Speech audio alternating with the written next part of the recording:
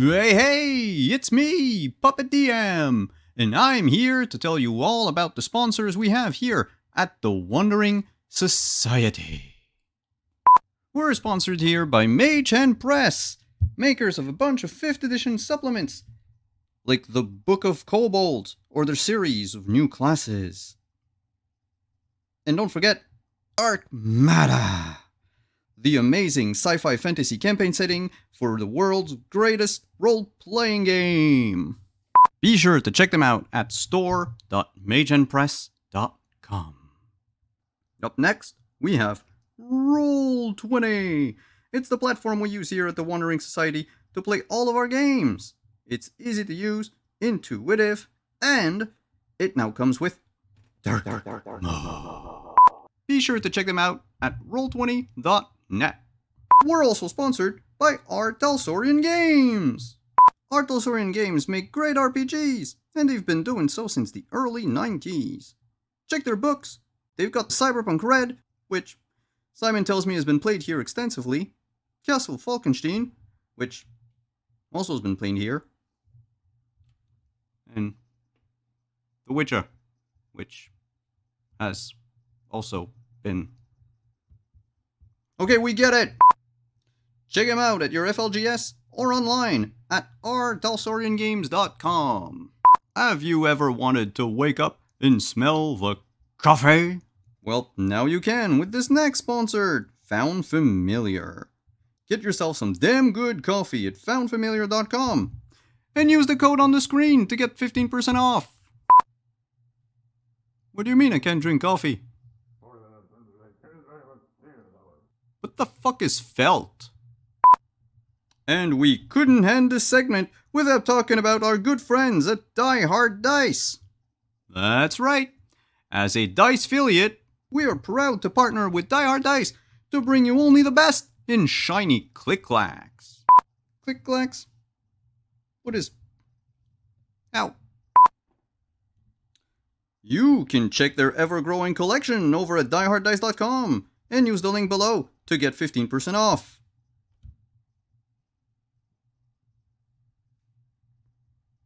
You're putting this all on me? I better get a cut.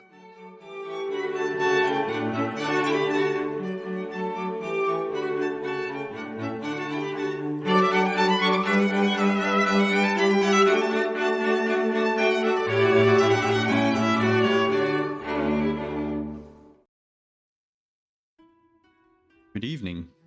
Oh, I'm a little bit out of focus. Welcome to Season 5 of Montreal by Night. I am, of course, Simon at Wandering DM. I will be your storyteller for tonight, but before we delve back into our story, instead of having a little thematic intro like we used to do, I'm just going to recap with all of you, for newcomers and returning viewers alike, the major events that occurred around Montreal. Everything started back in the month of August with a masquerade breach, or a slew of masquerade breaches. And our coterie, which you'll get to meet in a moment, were tasked with fixing it.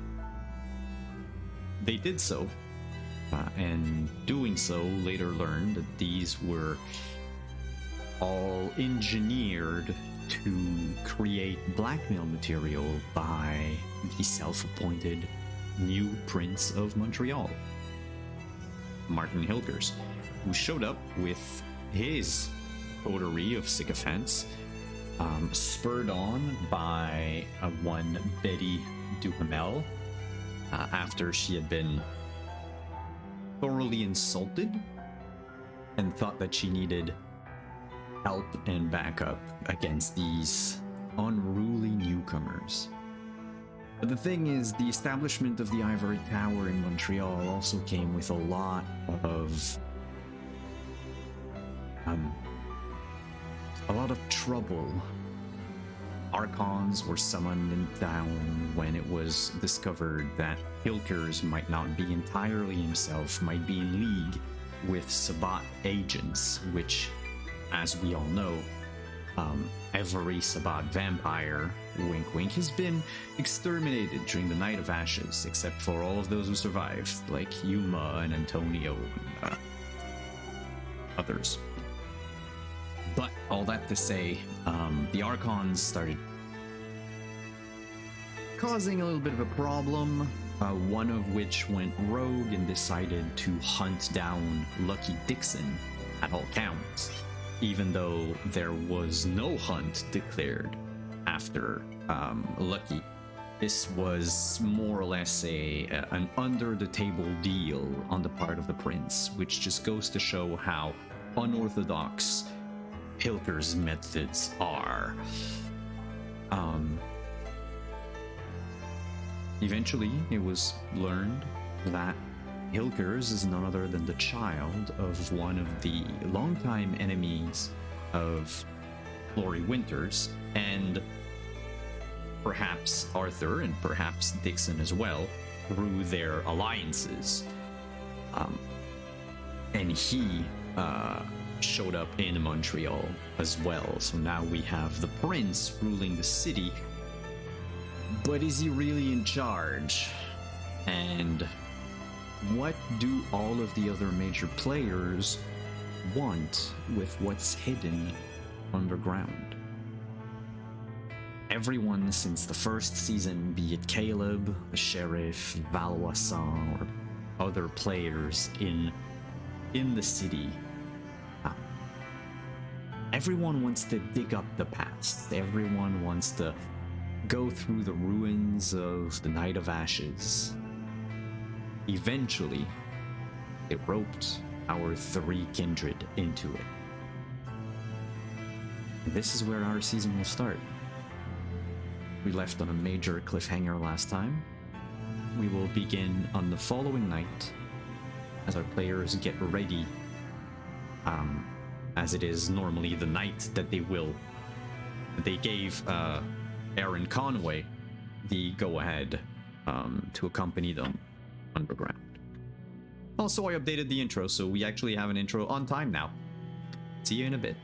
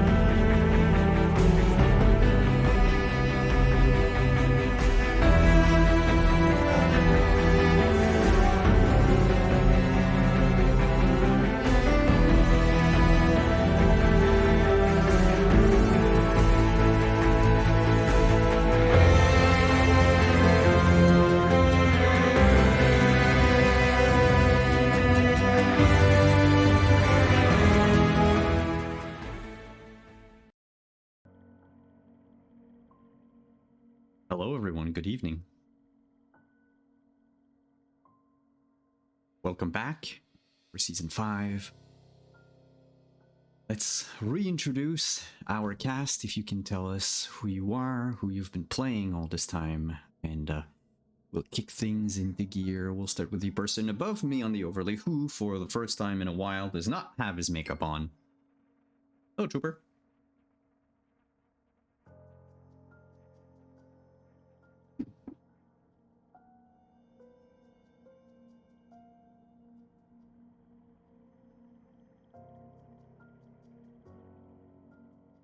Oh. Wait, it says that you're muted. Let me just check something. The things are working though, so. No, but can you talk again? Yes, I'm talking, I'm saying the words. Yeah, words. The captions are working, apparently. Yeah, okay. So the I tweaked some things audio-wise in the intermittent weeks between our seasons, and apparently it was not as I wasn't as thorough as I thought. Chat, let us know if you hear. I'll play some like louder music in the back, and let me know if you actually hear it. I hear Players, it. you should hear it normally. But continue with your intro, and chat as Trooper, Deirdre, and Pope are talking. Let me know in chat if it actually comes up, if you hear the music. Thank you. Okay, hey, I'm Trooper SJP. I'm sorry I'm not in my makeup. I'm taking a tap dancing class. I've got to ride my bicycle back to get here in time, and so I don't have time to sort of put on all of my makeup. I'm so sorry. We will see what we can do about that. Anyhow, I am here. I'm happy to be here, and I am playing Lucky Dixon, who is an Osebo Humanity 3 vampire who was built to protect others. And as a Humanity 3 vampire, his idea of protecting people now includes murder. Ta-da! That's me. Thank you. Up next, Deirdre. Hey everyone, I am your friendly neighborhood Prax at Dear Gentleman on Twitter, or Praxgrowth as me for you see me around here on Twitch. I get to play Florica Flori Winters, your friendly neighborhood Ravnos, for whom it is not her fault for pretty much anything at the moment. Currently, nothing is her fault. And we'll see if it stays that way throughout the season. Last but not least, Pope, hello. Hey everybody, Pope here. Pope World Build around the internets. Happy to be back playing Arthur Porter. Both of us use he, him pronouns. And yes, there was a cliffhanger I've been sitting on weeks now. That we didn't bother you about. I appreciate that. Because Bothersome. bothering you doesn't give me my special joy. My joy is let you stew on it, just alone. It hurts, folks. It hurts. And hopefully things will get to be revealed very shortly. I don't know if it's time. You know what I mean? Like, I feel like maybe you just need to hold it in a little bit longer.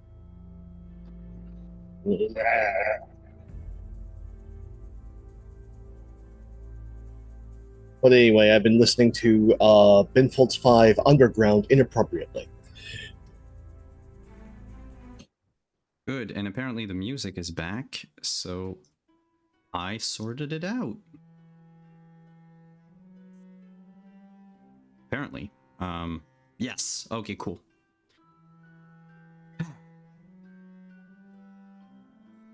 We are the night of November 11th.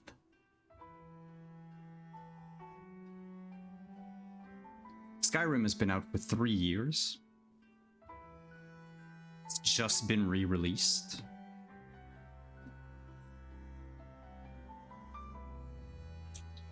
And as the sun goes down, Kindred awaken.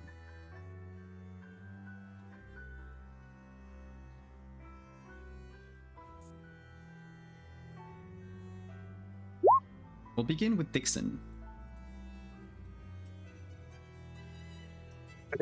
You should probably not begin with me since I wake up so much later than everybody else. That's but true. with my That's super true. low humanity. Yeah, That I is also true. got my rouse check, by the way. Yeah, I'll need a rouse check from everyone. So then I'll begin with Flory.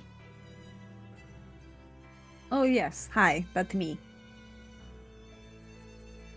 Now, to be fair, we ended last season with Flory calling Artie when he was in his meeting with Valois to say, hey, by the way, Valois is a piece of shit and he's been staking a bunch of whites and leaving them hanging around the city. But I didn't get to say that yet. We ended with the moment of Flory, Yes. I guess, Flory's Essentially, call. the call will be tonight. Yeah. that's fair. But I still want everyone to remember that apparently Florrie's ringtone on Artie's phone is the girl from Ipanema. And I need to ask the question, which version, Hope? Frank or Dino? This is Dean. Fair. I thought it would be the Astrid Gilberto, but all right.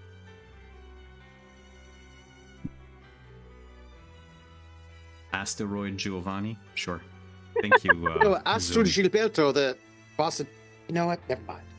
I'm going to be asleep in my haven.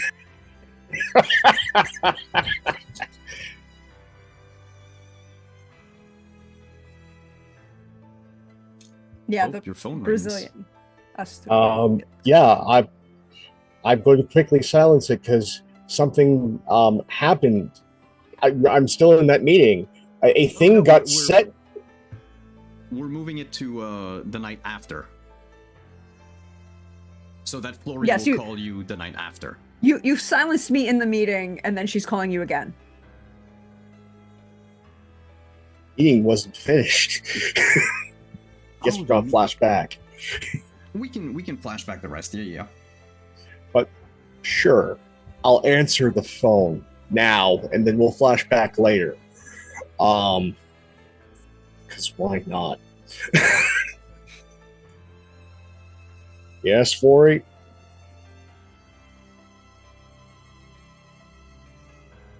He was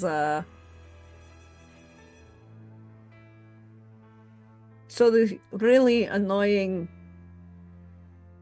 asshole blood mage is leaving a bunch of magical stakes around in whites. And there's one on your pool table. Yeah, I'm guessing this magic's primarily expended in that case. Oh no, it's shiny and creepy. Doesn't necessarily mean the magic's still there, but Oh no, because I rolled for it. I correct. You Yeah. saw that it had the same. It bore the same sort of Warding. Yeah. vigils. Yeah, that No, the shiny is still there, and Dixon brought it to you as a present. It is sitting on your pool table. He's also in your other room, by the way, when you get home. no, this is the next day. Oh, he's gone. Oh, but it is Yes. the next day. It's correctly. It is sitting on your pool table. Great. Dixon brought it by. I'll take a look at it here in a bit. I've got the bribe, retainer, and gasoline for our field trip today.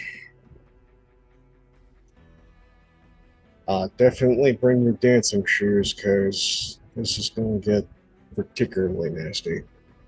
You say that like I am not already prepared to blow up off the city.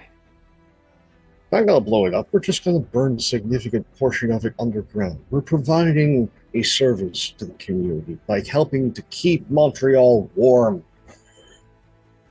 All right. If I cause a sinkhole, it's not my fault. Nah, the infrastructure here is strong enough. It shouldn't happen unless something appropriately catastrophic would happen. There are a bunch of fucking whites and random Nosferatu hanging out in old aqueducts that have undermined the structural integrity of the city. Yeah, but to be fair, any city large enough has the same issue. So, and New York is still standing. New York at least reinvigorates itself and is on a solid bedrock. That's what happens when you're a fjord with a giant granite boulder as the formation of your island.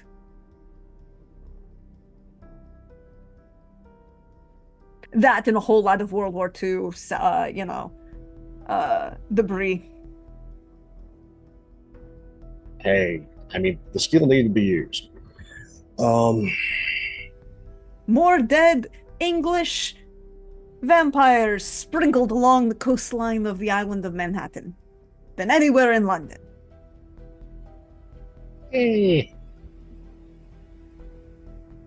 Depends on the era. But yeah, I'll meet you at the location unless you want me to pick you up. No, I'm good. All right. I'll make sure there's plenty of things that will be appropriate for this. Good, good, good. I'm just going to raid my own stores of tools. I'll make certain to use the big tweezers and what was left on my pool table. I didn't touch it. He It- brought it as a gift. I didn't accept it. Good. Just sorry that the meeting with Valois took as long as it did. I was planning on being there to see him and hand him off what is now going to be a supplementary bribe for our retainer. He's a fucking Tremere. What do you expect? I didn't expect that. I expected a lot of things. I did not expect that. Didn't expect what? That it took so long? One, tastes kind of like seaweed. That, not a good. Okay, palate why are cleanser. you tasting him? That's creepy. Don't do that. And Don't know where he's two, been. him being in love. There's this moment where you hear like this audible like gagging sound on the end of the phone. It's like, ugh.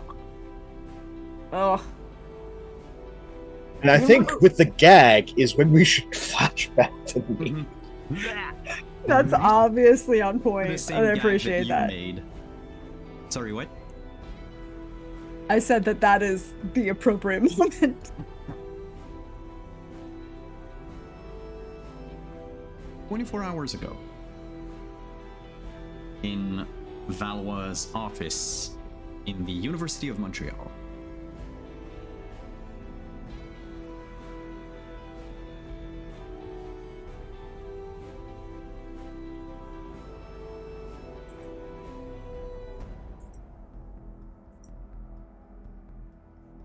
He's just got done telling you the thing.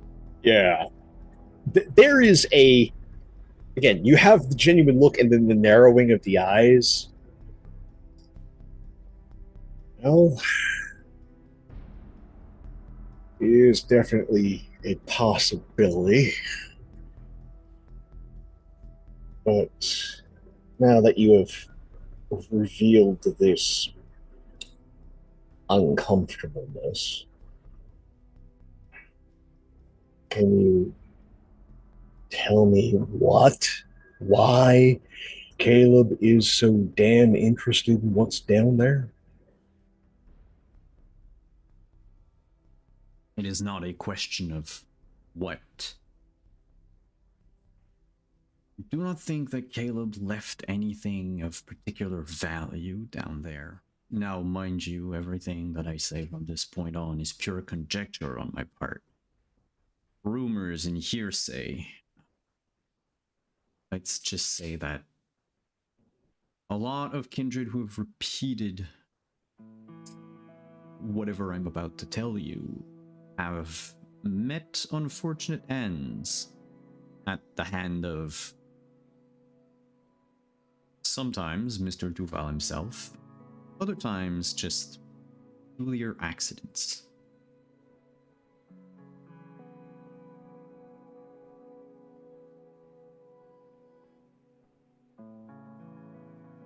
When the Inquisition blew up the Temple of Eternal Whispers, it buried with it an enormous amount of kindred, many of which could, should the circumstances be extraordinary enough, have survived in torpor all that time.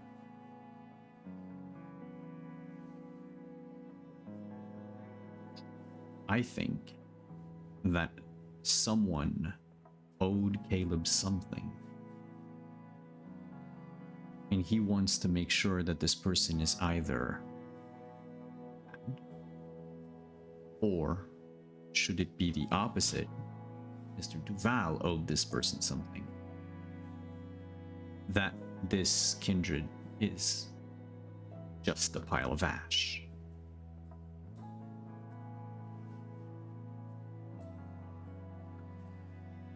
Duval was always interested in the strange and esoteric part of our curse. The legends of our history and of the progenitor with a capital P. Even though he often perused the library down there, I never saw him check out any books. I do not think our good sheriff is that much of a nodist that he would be interested in rescuing whatever dusty tomes are still somehow in one piece.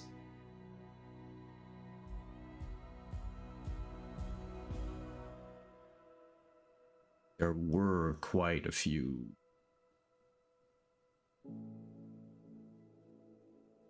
blessed or cursed items in the possession of Cardinal Strathcona when everything came down. It was, after all, a black mass.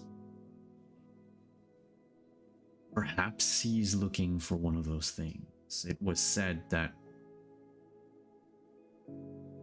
Strathcona wielded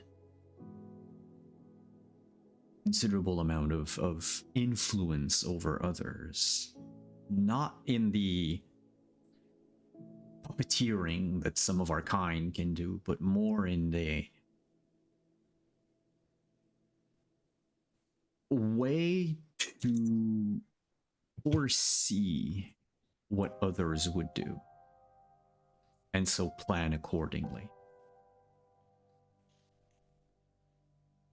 Now, to be fair, I have never once sought to know exactly what happened or what Mr. Duval is looking for. I would rather keep existing. Now, I feel confident that you will not repeat what I have told you. And that everything... And if you remember, and for chat, when you went into that meeting, remember how like noise, all the sound around suddenly stopped. And he says, and he adds, and I am certain that there are no eavesdroppers. Yeah. Now, you mentioned about someone being a possible target. You were here when I wasn't. And you've also asked me about your progeny and teaching her something that I have experienced on this island multiple times. There's a Coldonus that's still alive down there.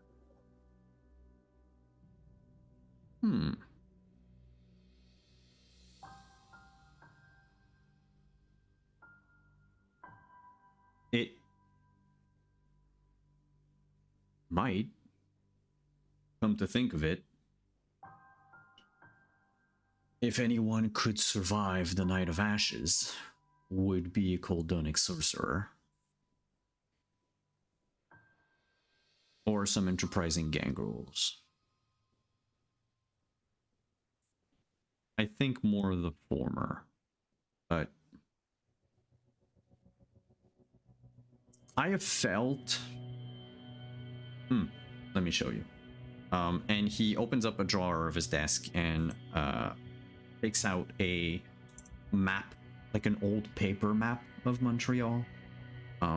You can see that the map itself is from the 60s because it's got like the Expo 67.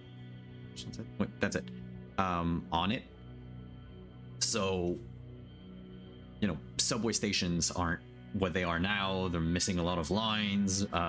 Vast areas of the island have changed. Mind you, the city blocks themselves haven't, but whatever's inside that block has. And he points to a few areas that you notice there's like the tiniest dot of ink on there.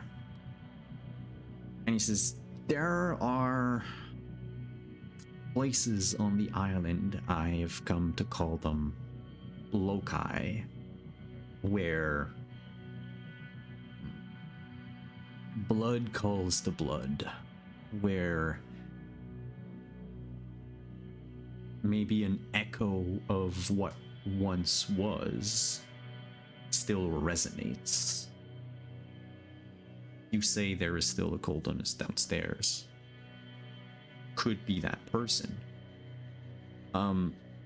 Arthur, you realize as he's pointing the dots, one of them is the beach on which you were.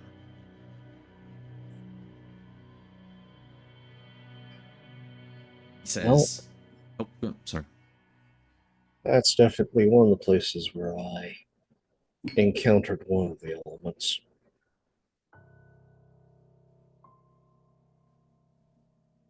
When? Maybe a month ago. I had never felt anything on that point before about a month ago. September, actually, a bit more than a month. Basically, he gives you the exact within the week of when you went. Not the exact night, but within the week. Yeah, that was the first. I was suspicious that one of my clan was still downstairs. Went there to try and confirm. Didn't get a full confirmation, got more of a whiff. But there's been a number of other instances of each element. Where? And he flips the map around. I'll point it out. There are already dots there.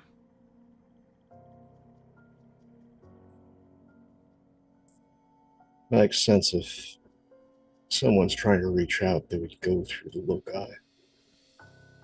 Especially if they are physically inconvenienced.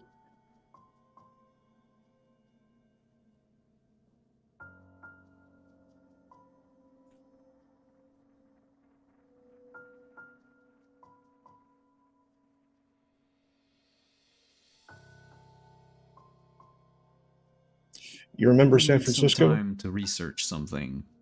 I do not have a list of everyone, mind you. The logbook, if it survived, Would give me names. will be at the entrance of the chapel. Yeah. Probably clan affiliation or at least their sponsor. Now, do you remember San Francisco? The quake. Remind Simon when the quake happened in San Fran? This is like 1906. Yep. Oh, I wasn't born yet. No way, he's perfect. I know I do not look my age. But no, a number of my clan ended up physically inconvenienced. Bits of wood, brick, stone, all piled up on top. But because of who they were, what they knew, they were still fine. They just couldn't move. Couldn't even slither. There wasn't enough room. So we'd have to reach out to sympathetic individuals to see about digging them out. A lot of favors were exchanged over the years. I wouldn't be surprised if this was a similar situation. But I'm also noting my own misplays, mistakes as of recent, and a relatively new revelation that this young prince, their sire, is an old friend of mine, my sire's. Small world. Exceptionally so. I'm wondering if I'm being the individual that is already downstairs and inconvenienced. Isn't my sire. It Well, would have you had explain any a number of contact things. with since 2012? I haven't had contact with Val in over a decade. Usually on the decade mark is when we fuck with each other. For one decade, me the next. We usually keep it, The eternal scheduled. It is good to have a regulated schedule and keep things tidy as much as we enjoy the chaos. That way, like, okay, I'm going to get knocked down 1 to 5 pegs. I have an idea of when it is. Because, well, it's that time. So, get my ducks in a row, make sure people I care about are either already dead or out of the country. Or, in her case, make sure things are less flammable. Because arson is always an option. But yeah, no, it's been a while. That's why I've been jumpy.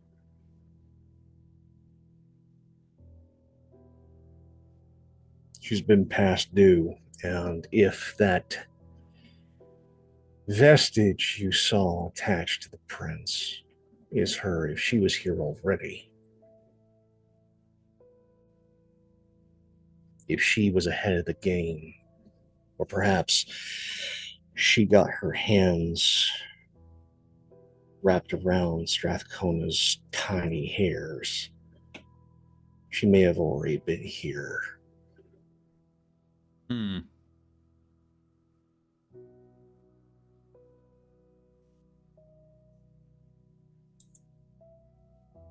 I know this is going to sound like a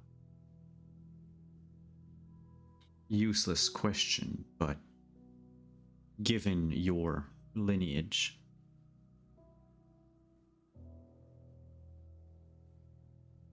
what does she look like? Or are there any affectations that she keeps regardless of her appearance? I might have seen her. She changes her appearance a lot. Yeah, she's very much of the clan, and change is necessity. If one fails to change, one is a failure. But there are some habits that die hard, and she loves, absent-mindedly, just wrapping her fingers on the back of her knuckles, especially when she's either contemplating something or about to feed.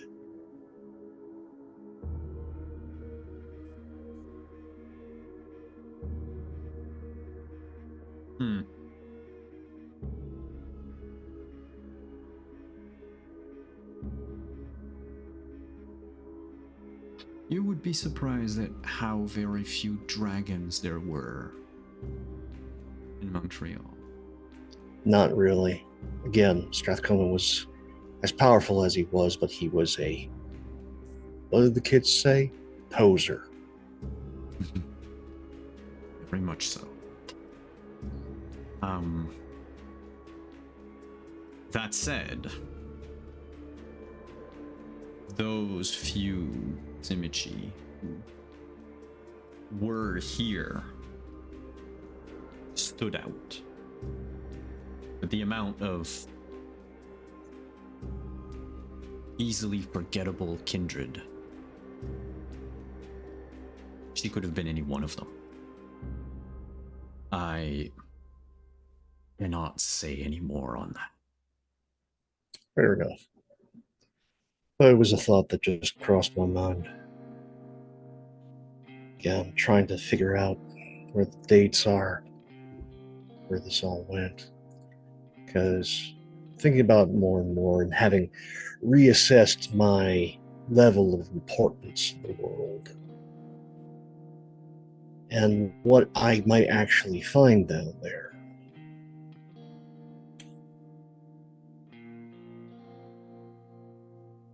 And just the timing of everything. She may have been here already, trying to get her hands on what is obviously a physical copy of the thing that she wanted most. Instead of waiting for me to play all these games, like, she's patient, but she's not that patient. Out of curiosity, 'cause I'm trying to find it and I can't right now. Was Valwa aware of the rite of Asaku? I had informed him. Okay. I know not of enough information about the rite that she might be looking for. Then again, the library was rather immense.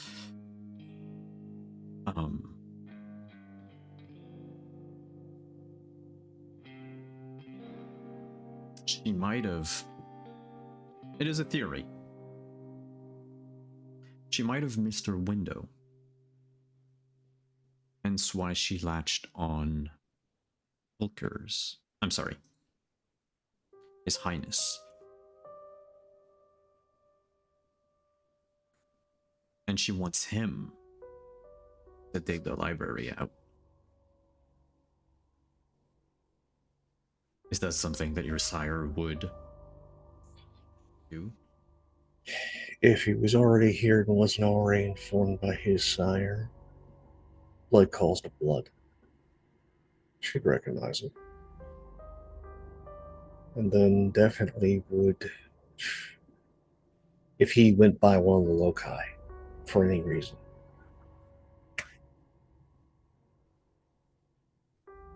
would have latched on like a tick.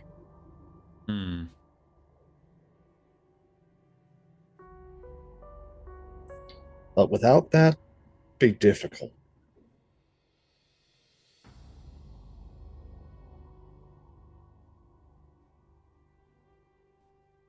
But I would more think she would try and use somebody more malleable in the meantime. Somebody easily manipulated. And someone who was... everyone didn't pay any mind to. Someone with just a modicum of power that she could have climbed the ladder and then get in the ear of whoever was actually holding it.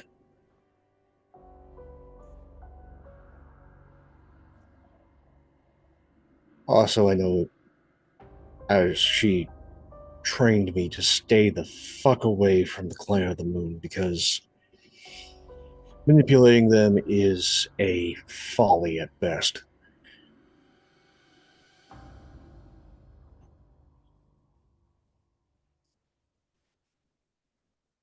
But somebody like Betty, or someone kin to her, ambitious, dumb, that would fit the bill, especially in the meantime.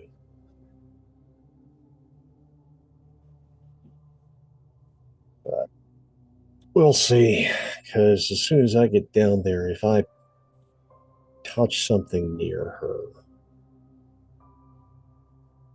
as much as I hate to say it, I still have feelings for my sire.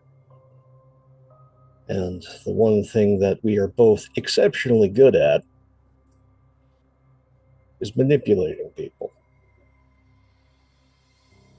She's better than me at it. Hmm.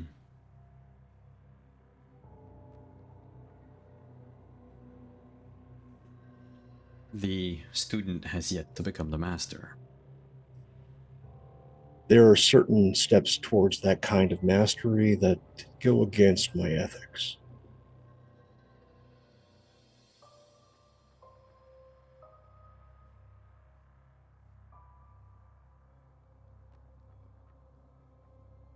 Rules are important.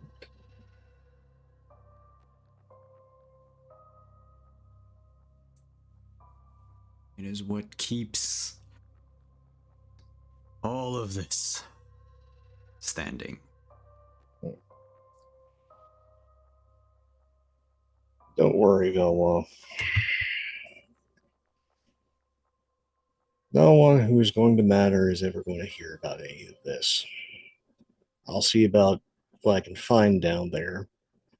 If I find something that I think would tickle your fancy, I'll bring it by. There's some objects art that I need to bring to an associate. And then, whatever it is that I don't come out with, I'm going to just light the entire thing on fucking fire.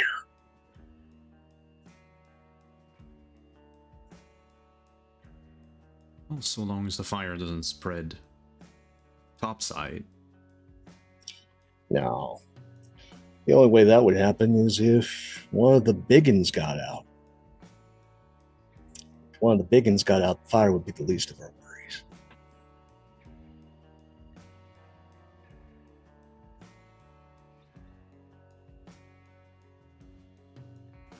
In fact, if one of the big ones got out, setting things on fire and having, fire spread to the island would be preferable to having a VOD rampaging through downtown Montreal.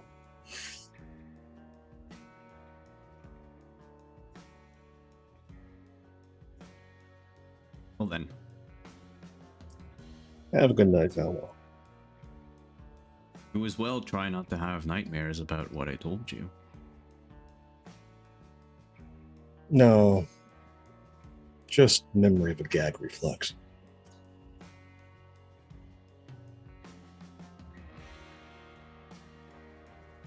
And then we cut back. Like, what? Yeah, no, he's rightfully afraid if he actually cares about somebody. You can Caleb. care about somebody, but Not at all.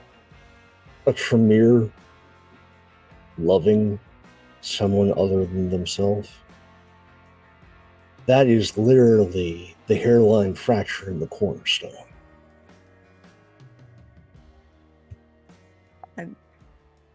who is it? You can't just drop that and not tell me who that is. I can't say. But you can write it down. Dicey. Text message? I am not using anything electronic, especially in this city. Okay, but if I guess it, then you didn't say anything.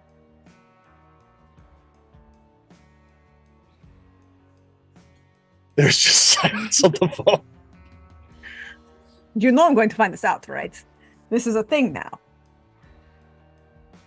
If you find it out, you're lucky. If you don't find it out, I'm lucky. Rajul. Hey, look at it this way. I've given you a reason to live. I already had that. Yeah, but I know you, and this is the proper amount of petty to keep you going. No, the proper amount of petty to keep me going is the full knowledge that, someone does not appreciate gifts, but wants to give them in return. He is walking his path.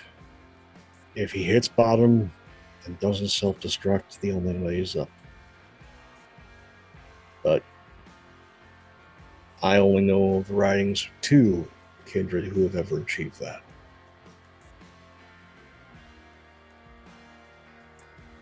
If you go creepy religious on me, we're parting ways. You understand this, right?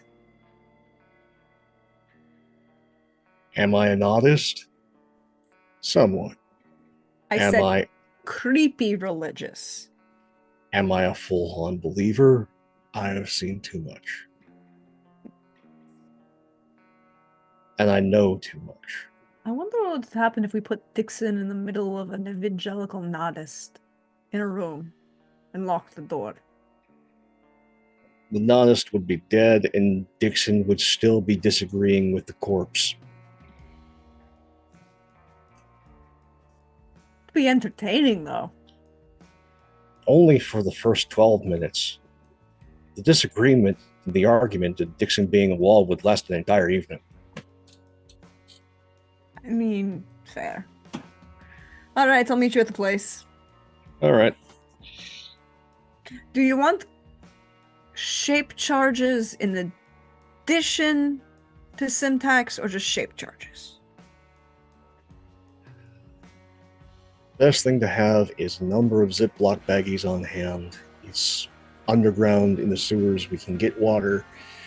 All we need to do is be able to have the plastic and the bag of water and some duct tape, which I'm going to bring multiple rolls for this, in order to blast anything that can be blasted without bringing something significant down easily. All right, I've got the 3 regular rolls of duct tape, plus they had a discount on the Hello Kitty Sanrio set, so we got 6 of those. They're not as good as a full roll, but it'll do. They're half price. Meet you there. And then she'll hang up. All right. Then as And you then make your promptly way- start going through her list of contacts to figure out who the fuck Valois is in love with. It could be himself. Oh no, that's a given. But that's not what this is about. Give me. It's gonna be interesting. Oh boy. Like all of the notes she has taken about the city, everything she knows about it, she needs, like, this is gonna be a thing. Resolve in politics. Oh, I have a point in that. It's a strange check, but we'll go with a regular difficulty for now. As you start to. There's 6 is out of 2. So as you start narrowing down, like, who it could be,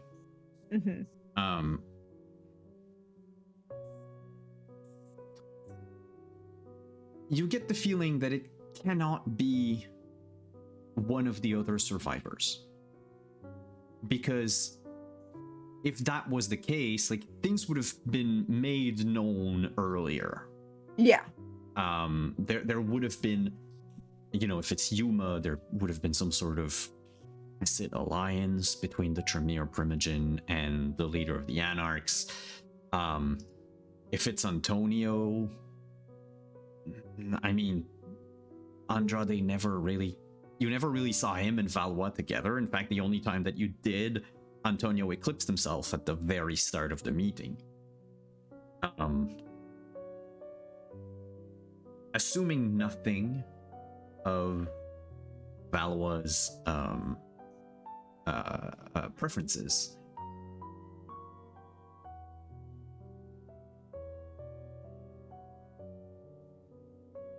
I don't think it's Ilker's.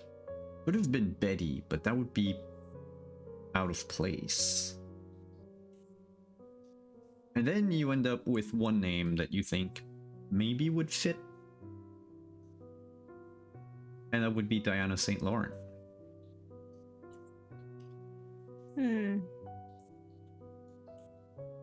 She puts a pin in that. Because she knows that Tremere is not the one who blew up that nightclub.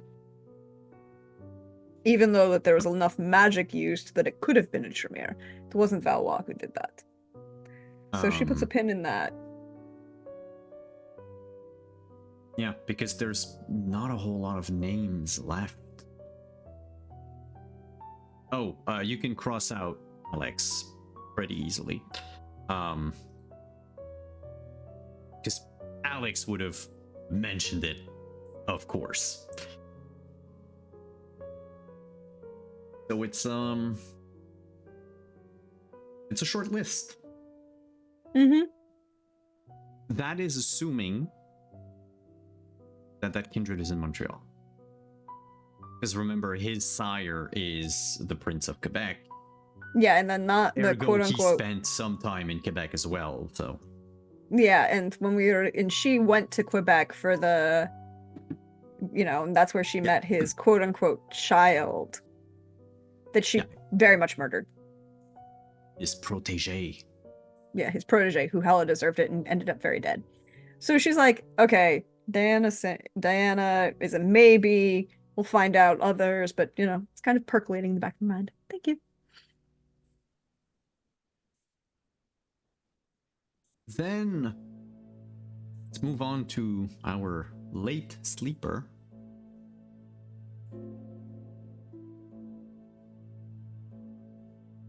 The next day, or the next evening, if I remember correctly, Antonio's going to go and get a potion, like a alchemical potion, from Alex. I had wanted to go and check something with Melvin. Antonio knew an entrance from where we wanted to go, which is like a different area. Yes. He did want me to check something with Melvin, but it was something like I don't know if he did or not. I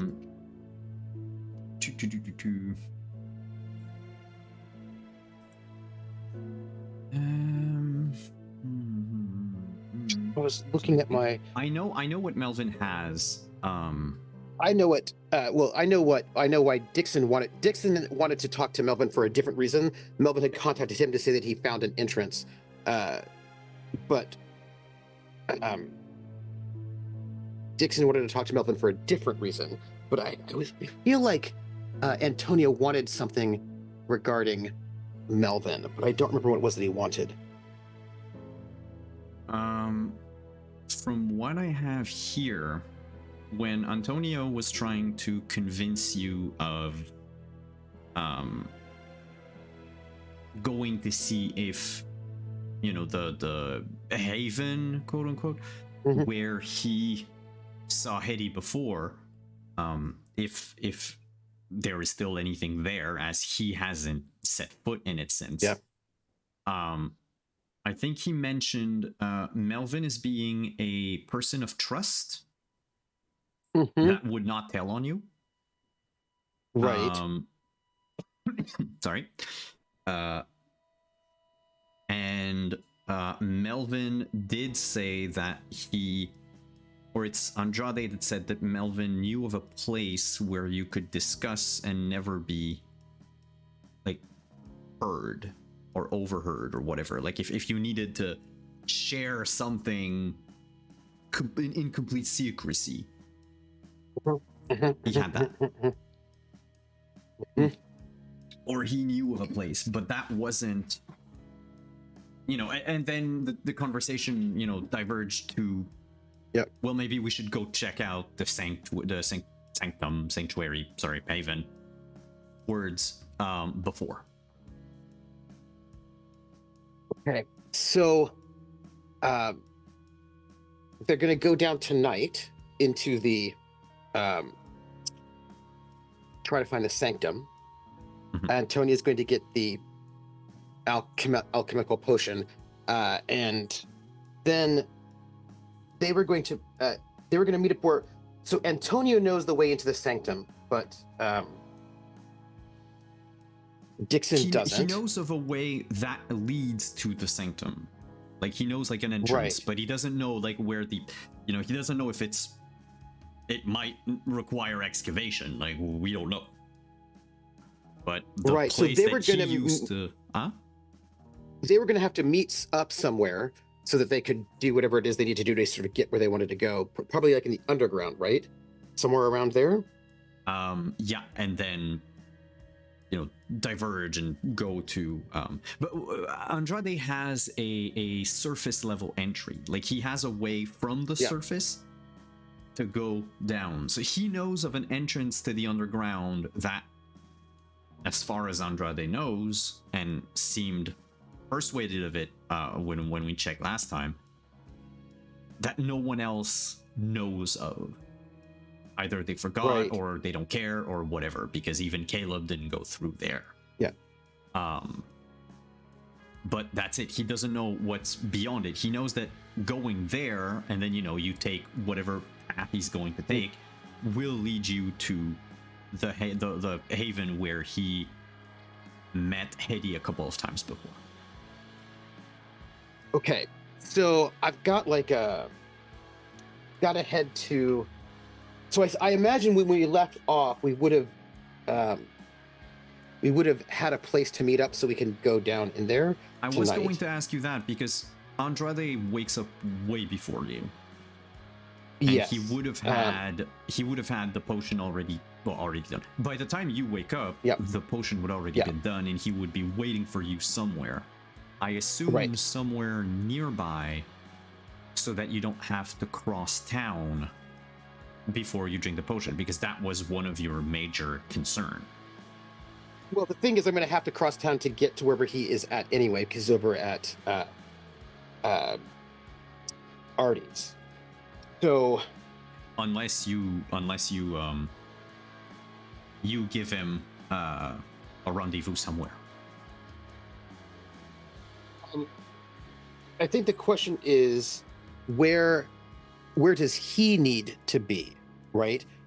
I think that's the bigger question. So where is his place where we can take the potion and do it without being seen? It's not his hospital, because that's not a safe place. You might want to contact Melvin for that secret place of his.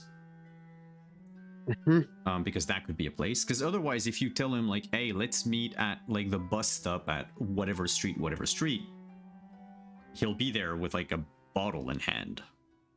Right. Okay. So he doesn't, but I think the question is, where is the entrance where is his surface level entrance? He hasn't told you that. Okay. You could reach out to him tonight somehow. No. And find that out. Yeah, so I don't think we're going to be able to meet each other tonight, because I don't think it does not sound like we've coordinated a place to meet.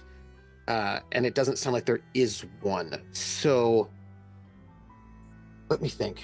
Well, that's something that we could do. That could have happened, last night, of you telling him, hey, let's meet at that place, and then.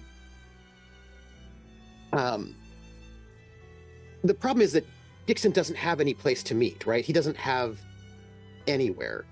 And in order to find out a secret place to have a conversation, he'd have to go to Melvin's place and then get that information to Antonio. And that will take...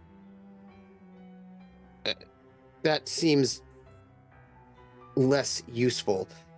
Go back to the other folks, and I'll try to think about where they could meet to go and do this. Remember, at worst, Antonio can call Melvin if you ask him. Like, I know you can't, but he can. Yeah, but Jason wanted to talk to Melvin, but I think that probably going to Melvin at all doesn't make any sense, because I think it would take too long if they wanted to go tonight. So I would have to think of a place where they could meet in order to then go and head over to the sort of take the potion and make the entrance. Yeah, go to the others while I think about where it is they could meet. Sure. I have to ponder it. Back to Little Italy. Lori, you've arrived at the Haven. No, I thought we were meeting at the entrance. Oh, you're meeting directly at the cemetery? Yeah. Okay, then at that point, Erin would also be there. Mhm. I don't think Flory has met her at that Yes, point. no, I acted as bodyguard when we went and met her you in were the there wood. that night in the woods. Yes. Yes. So Flory is back in her black on black jogger, athletic leggings, hoodie, sports outfit. Not Lululemon because she doesn't like the fit, but definitely Nike.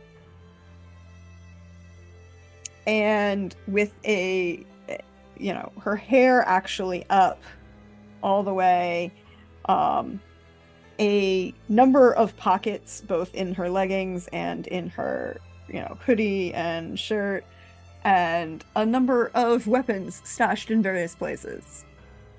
And a small, like, camel pack size backpack.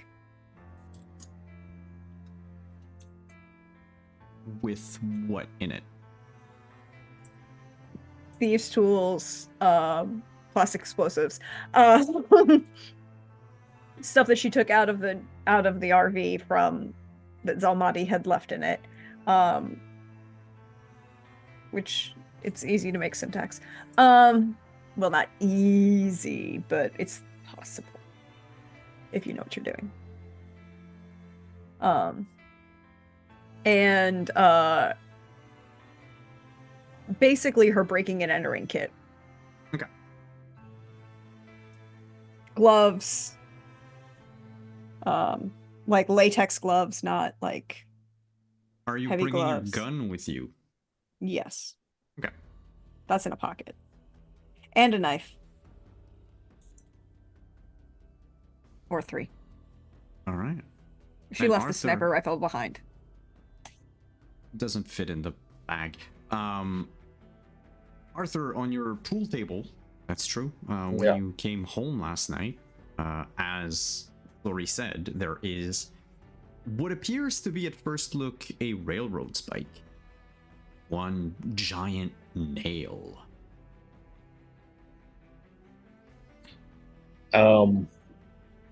Left it there because didn't have the context for it. But now having the context from Flory, it's like, oh, okay, there is a procedure for this. Because of course there is. You get the large tongs from the kitchen. Mhm. And you get yourself some medium grade hemp cord. And you grab the spike, you take a little bit of tape, apply it, wrap it around one end of the cord, sticky side towards the spike, and then you wrap that thing. You're gonna make a handle for it, basically? Yeah. You wrap it, and then you do that again, back down, and then you use the head of the spike to secure both wrappings. The if you're holding it through the rope, basically if you touch the rope itself, you don't feel any unease, any pain, any anything that was described, basically. You did notice as well while you were wrapping it that there are these like tiny carving in there, clearly sigils of some kind. I don't recall if you've seen a ward made by Valois. I think Flory was the only one who saw one. I have not seen one or felt its activation yet. So, but I mean, you know enough of occult to be like, yeah, that's clearly it used to power something. It's faded over time. It's more like of a I was gonna say a spell that went bad, but it's more like the effects have diminished greatly compared to what it used to be. Probably that back when it was still, let's say, active, you might have not been able to touch it even through the rope or even with the tongs. Okay. Can you give me Mr. Sabat Bolt, as you're doing all of this, can you give me intelligence occult difficulty Sure. 5?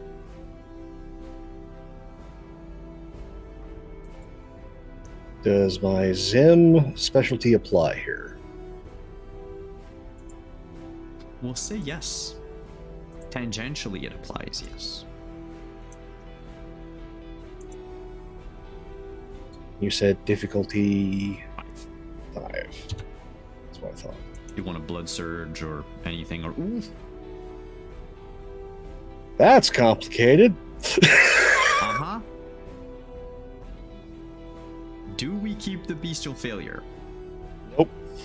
I've got willpower for this. All right.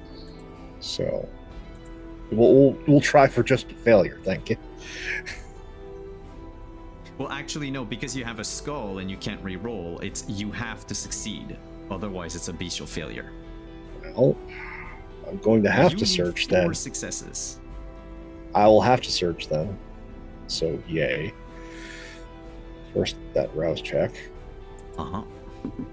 Okay, I'm good there. You're fine. And And then it's, I believe, 2 extra dice. yeah. And do you also spend... You spent your willpower, so you can roll Yeah. 5 of them at once. Cool.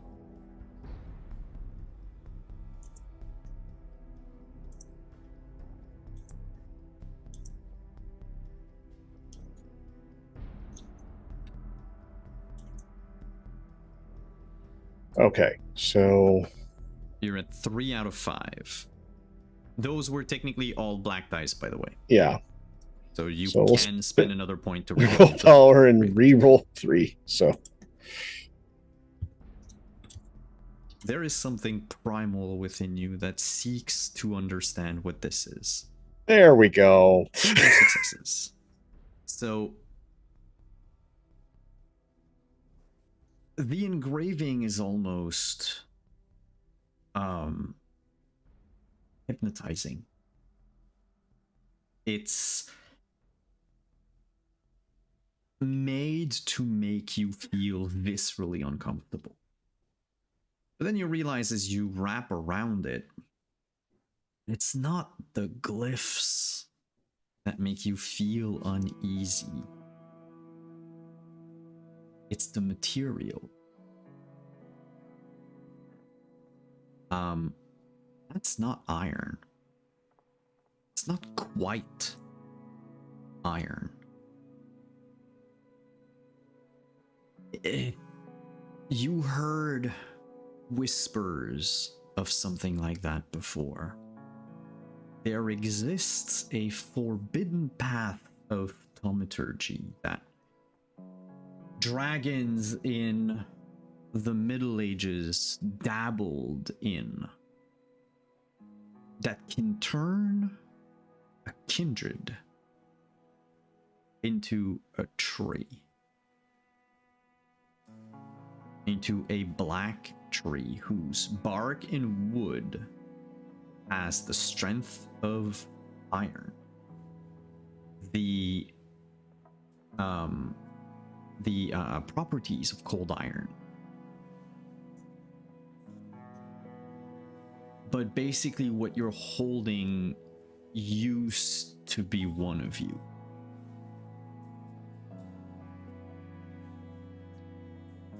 If the rumors are true, if those legends are accurate, otherwise it is cold iron, but there is something inside you, like deep within where your beast dwells, that just, it knows. Like this, like, that could be you. You know, this is an end to Arthur Porter that could happen. Maybe not here in Montreal, maybe not now, but imagine a fate worse than final death. What I am being informed of is that, like, there's all this processing.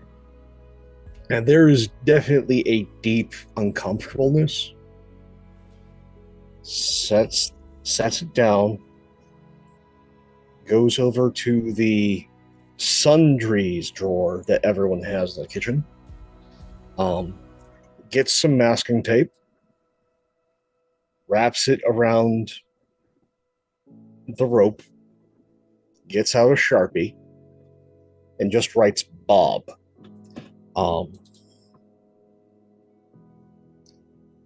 It is a pleasure to meet you. It is a pleasure to not be you. However, should we both survive the coming evening, I have someone who will absolutely adore you and treat you right. Find Bob a new home. Oh, if we survive this, Fredo is getting Bob. I figured. Which, don't give Lindy the steak. I am being responsible. I am giving it to Folly's mentor, not Folly directly. Mhm. Now, if something happens to Folly's mentor and then Folly then possesses Bob, I can't really do anything about that. That's in your hands. Look, as long as this random ass wizard in Chicago doesn't end up with it, we're good. Yeah, he would just collect them. I don't know though. Would the other Bob like that? There can be only one Bob. Mm-hmm. Considering the Bob in Chicago is of the opinion that there can be many, many Bobs, given his predilection and desire for co-eds. Yeah, but you see, this new Bob is more phallic than old Bob, so he might be jealous. Enough Dresden filing. As you finish baptizing your new friend, Flory will show up at the door. No, we're meeting, remember? Oh, goddamn. Yes. Baptizing, getting your stuff, leaving. Getting together. As for outfit, this is a very change of pace. No fancy hat anymore because hats go missing, folks. Again, Indy wouldn't have gotten into as many close drapes if it wasn't for the damn hat. So black heavy duty cargo pants. A vest with many, many pockets. An AC/DC t-shirt.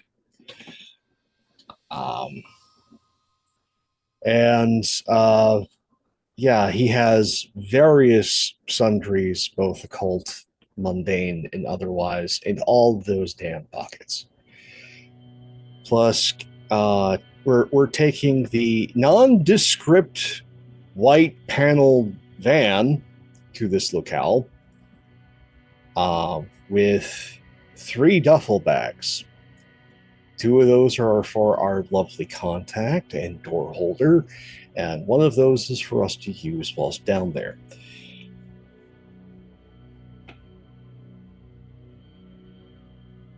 Erin is very Spartan in what she has on herself. She's got her clothes.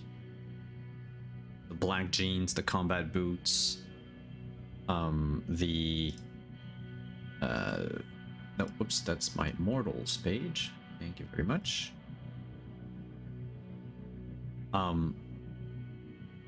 She's got her coat. You notice that she does have a like a side holster on her right side. It seems to carry, what you can see poking out of it is like a wooden handle of probably a revolver or something of the like, and there is a rather apparent knife tucked in one of her boots, like a sheath on the side of one of her boots. Yeah. But otherwise, he seems ill prepared.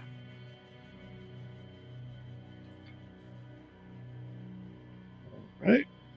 Well, gets the duffels. These What's that two for? are for, well, this is tools as well as additional duffels. These two are for you. I know that we're already doing the trade for favors, but again, you always tip your contacts. I know you're not necessarily one to use non-sequential, untraceable funds, but money makes the world go round. So here's 20K. She attempts to remain stoic, but you can see that twinkle of greed in her eyes when you mention 20K. She's just gonna nod, and I guess I have to carry them down there. No, I got this. Again, broad shoulders. Good. So this is the entrance, and she looks at the brother of the brother of Charity, building there. It seems like an apartment complex. Bunch of priests. It's okay, we won't go underground anyways. So where are we going? Basement entrance through the service tunnels down a little bit over here. Because Flory has been casing this joint for 2 seasons now. Mm-hmm. So she knows how to get into this place. And she would use service this loading dock and service tunnels.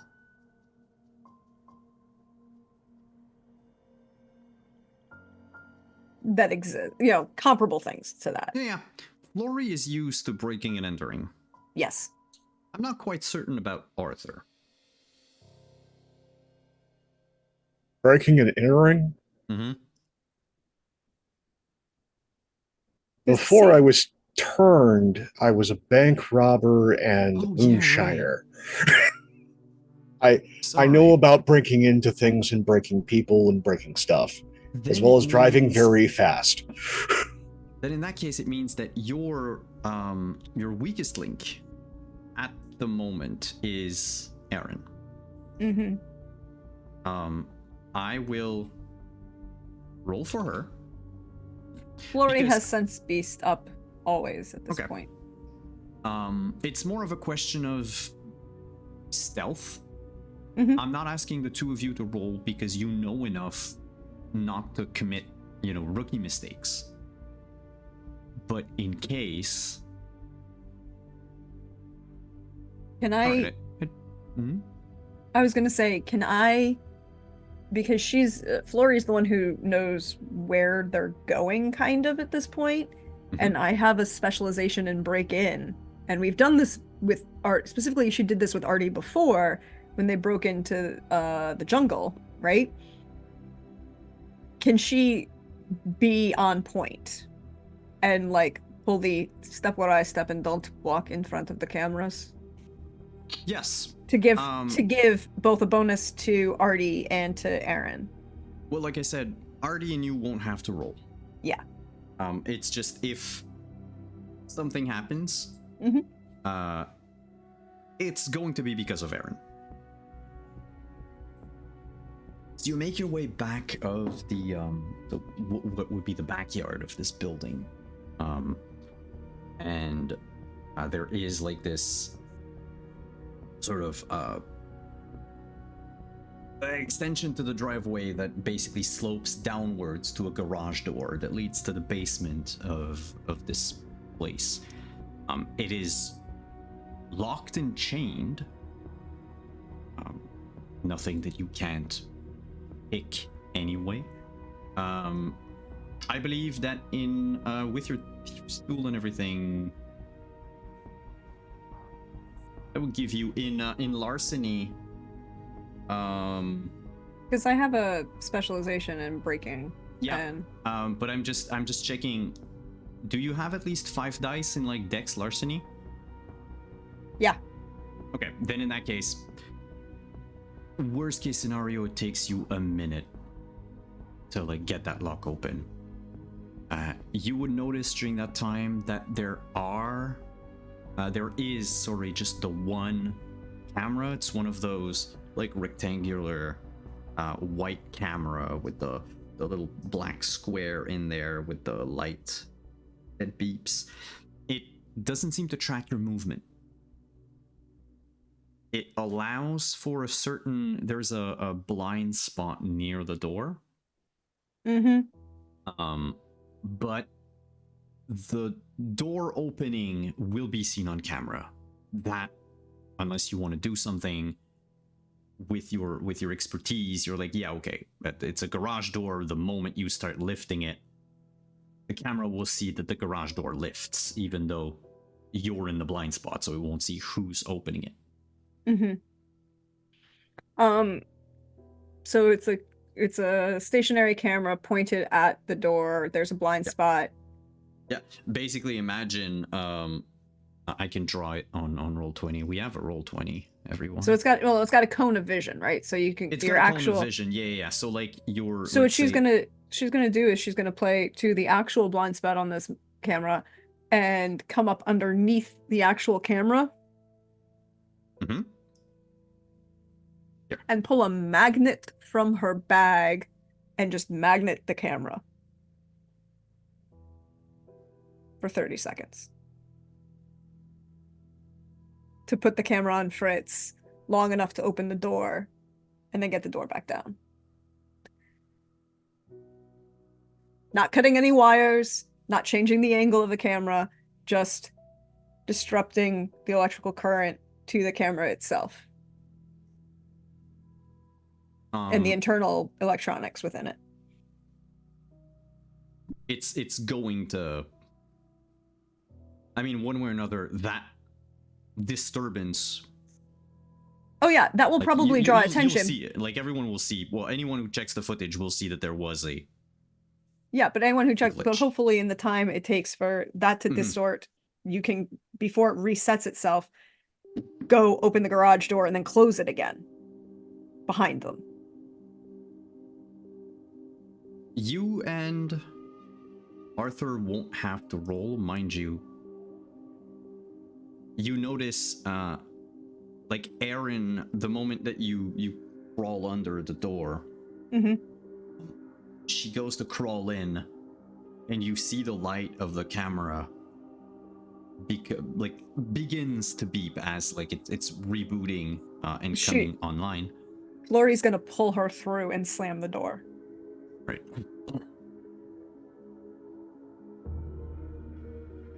You find yourselves in a rather spacious basement. It's got brick pillars interspersed across the room in like regular intervals. I would say up to about your thigh, the foundation is all concrete. Everything else above is all brick, and it looks like older brick. Places have been patched as best as possible, but you can definitely see there's two light bulbs that are still on down there. They're probably just always left on or something. In 2 different corners, one of which is right above you as you came in, and the other one is at the other extreme, the other side basically. With that like little amount of light, you can still see giant spots of black mold just all over the brick. You can hear water dripping. There's a small procession of perfectly normal sized rodents that just scurry along one of the pipes that runs in the ceiling.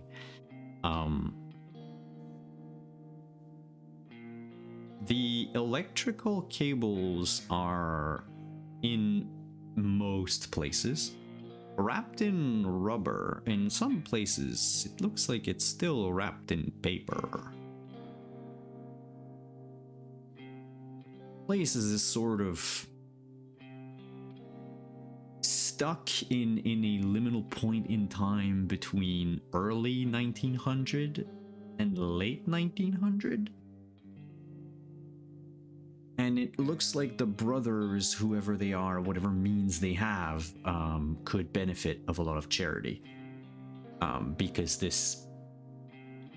it's structurally sound, but it looks like it's been left to dilapidate over time. Flory Incant will tell Artie, so if we burn it, it'd be a benefit to the brothers. They can get the insurance payout. There is just that sort of indifferent shrug of someone who has committed serial arson. You notice in this vast, imagine it's a square room, so square-ish, because you see on the other side where you would have, let me just draw it real quick. Oh, come here, mouse. Thank you. So, assuming that this is your room, you have a section. You are basically here at the top, right? Where the door was. So you have a section here. There's a door that is slightly ajar. Looks like a fire door. There's a light coming from beyond there. The other light bulb, by the way, is here. Where you would have you have a boiler, you have the breaker panel, which is quite sizable for the place, even if it's just an apartment complex. And it's got in the other corner here, so same wall as the boilers, but it's got an old, beaten up, yellowed washing machine and dryer. There's in roughly the center a grate the size of a manhole cover. But other than that, there doesn't seem to be any,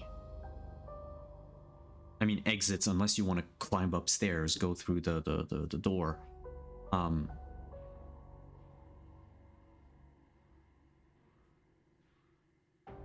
The entrance might be the drain. Here's the question. Is this place actually designed for whatever water is collecting to flow down that drain? Or is this one of those things where it is raised so the water is not pooling down there, and so it would be very convenient just to... And then part of it is raised because part of the foundations have broken. Settled, yeah. But looking at what you have around here, save the pipes, like the water pipes that probably run along the ceiling, you do not need a drain that wide for a washing machine and a dryer. Well, again, mind you, what was in this basement years ago, who knows? Maybe it made more sense back then. Because it's not even storage. Like, there isn't anything else save from what I described. I don't think they were running a pet groomers or butcher shop out of this place. So let's go and inspect our entrance. Flory's going to take a brief detour on the way to the grate and go to the old dryer and pull the hose and pull out a shit ton of the dryer lint that's in there. There's none. No dryer lint in the wall? Oh, in the wall. Yeah, she's pulling No, not the trap. The actual hose. Okay. The actual hose to the wall. Oh, no, there's not even one. They're not plugged. They're just there. They're just They're not there, and even there's no hooked up. hose. So there's No. no hose to the wall. There Where it was? So you see the hose to the wall, like Mhm. the tin foil sort of Yeah. hose. Yeah. But the moment you approach it and touch it, it just topples over. Okay. Is there any And- dryer lint in the wall? No, there's not even a hole. The wall doesn't lead outside. It was just placed kind of like to look like it was functional. To look like this basement is used as like a communal Laundry. laundry place, but She will then make eye as she like kind of knocks it to the ground. She'll cock her head and make eye contact with Artie as like, well, no cheap Tinder. And go back to looking at well, she'll also check and see how many breakers are on that wall. when you open the breaker panel, so it's one of these, modern, gray metal breaker panel. Like I said, looks bigger than what you would need. And when you open it, you notice why. You've got all of your breakers. That that there's little like masking tape with writing on it of like unit 118, unit 12, one of them is like lobby, whatever. But about like the last foot of that breaker panel, it's been hollowed out, and there's this much older fuse box. It's got like the old like Montreal hydro and there's a hydro and electric. It's like it used to be what we had way before we nationalized electricity here. It's got like the established 18 whatever. Yeah. And though you notice that there are wires coming out of that fuse box, but they go immediately in the brick wall. Like holes have been drilled. If you open the fuse box, there are 4 slots, 3 of which are occupied. And it actually looks functional. Like if you flick the switch, whatever those fuses are supposed to power, it's gonna turn off. Can I take the knob from the one that's not labeled? You mean the fuses? Okay, so you said that there are 4 fuses in there, right? No, and then there's 4 3 slots for fuses, but there's only Yeah. 3 actual Oh, fuses. okay. The last one is empty. Okay, I misunderstood. You can take one of the 3 that are left, though. She's not going to, but she's gonna take 2 pictures off her phone. It's a cool piece of like local history, but also hidden in another breaker panel. Yeah, that's weird.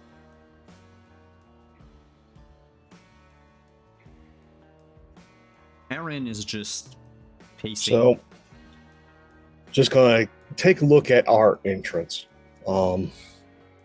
See if there's anything like obvious that will go off or get tripped should we futz with this.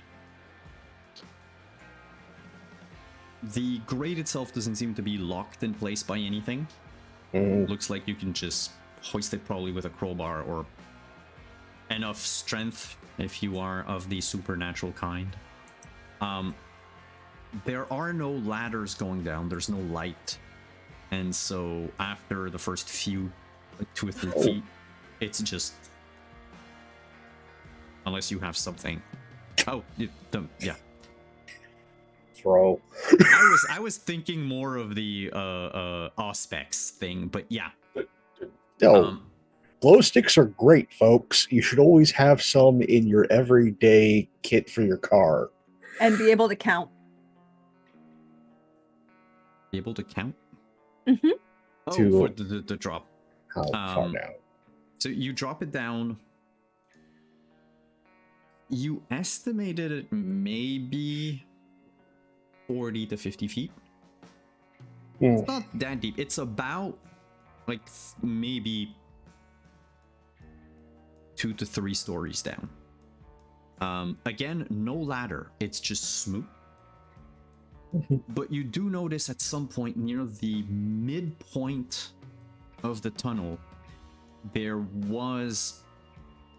still is, but I mean, you saw it just like briefly as the glow stick went down. There's like a graffiti or something tagged on the surface of the in black paint. You didn't see any wires. Down at the bottom, once your glow stick is landed, there are no spikes waiting for you. It lands on concrete. Okay. And just so you know, you, Deirdre, and people watching at home, the Brother of Charity are established on top of the Mount Royal. Not the summit, but like on the 3/4 of the slope, right? So as you go down, you're going to basically be in the mountain. You still need to go way further down to be under where the Temple of Eternal Whispers used to be. Because Eternal Whisper is under sea level, if you like ballpark, and right now this is, so let's say it's 200 meters, so 200 meter is 600 feet, so that's like 1/10 of the way there, that drop. Okay. You would still need to go down like another 20 stories in whatever way means that are down there. Well, see about getting the grate loose, putting that gently over to the side. How wide is this? Can I spread my legs and be able to spread my arms and be able to just shimmy down? Yeah, it's the size of a manhole. Okay, so this is not difficult to spread. Oh, and you can't even spread your arms like this. Like you would be probably stuck like this going down. Oh, so it's okay. That's the thing, is it's not particularly hard to climb down.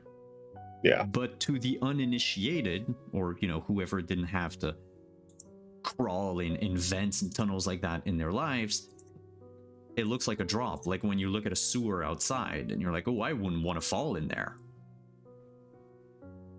But once you realize you could easily snake your way back up. Yeah. Okay. It still is not fun. I mean, a mortal would probably die falling down there, but yeah, no. It's that wonderful time of the evening where we figure out how we're going to get the duffel bag and myself situated.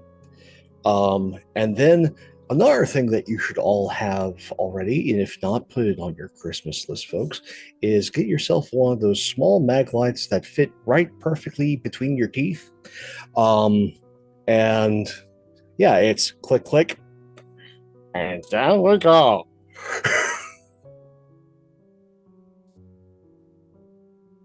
Flordy reaches up and pulls one of the headlamps down and clicks it. I need to know how many dots you both have in strength, just pure strength. 3 in strength, 2 in athletics. I have 2 in 1. You're fine, and even Aaron is fine. However, she's gonna go last. She is going to ask, do you want me to place the cover back on? Yes.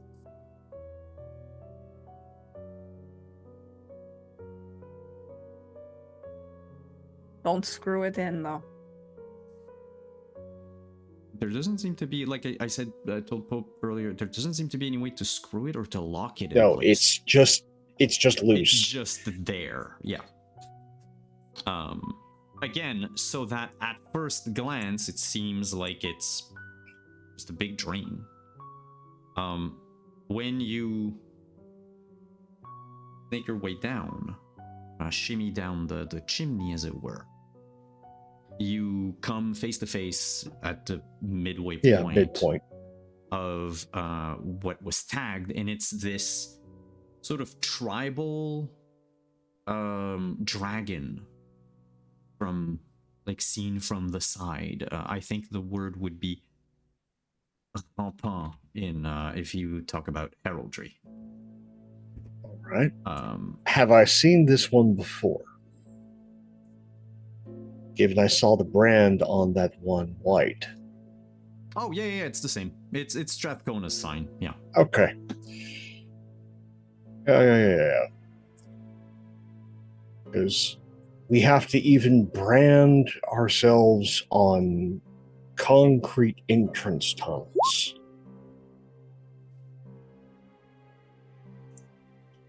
It's because you don't know how to find anything in the dark, and they all have to ask for directions.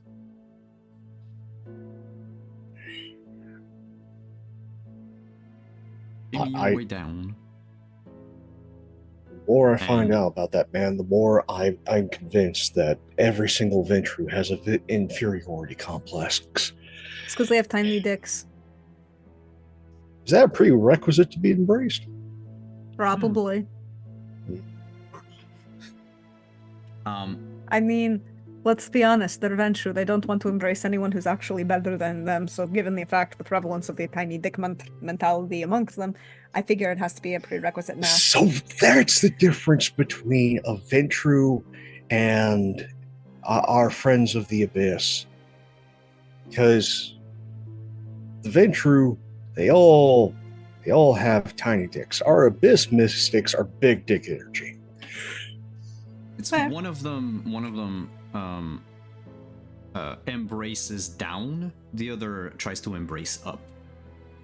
Mhm. But that said, when you land at the bottom, the tunnel that extends from there is about just 4 feet high, wide enough that you can walk like one after the other comfortably. 2 people could probably be side by side, but you would jam the place.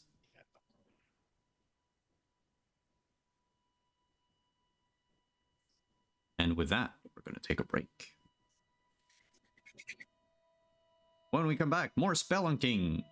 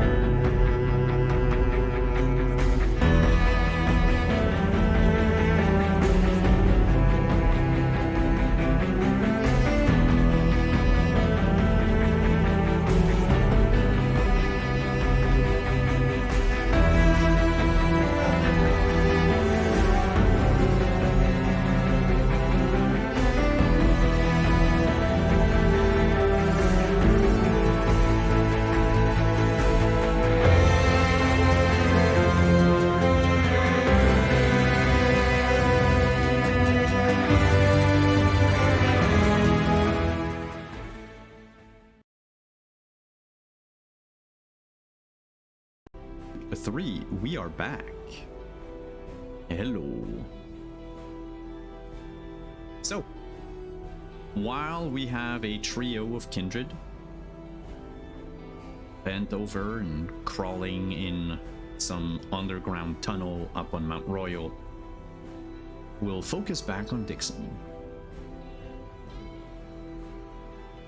And the challenge was to find a place where he and Antonio could meet that would not be observed by Caleb or I suppose other people, so they can right, so they could take the potion without like people being like, "What are you doing?" Right?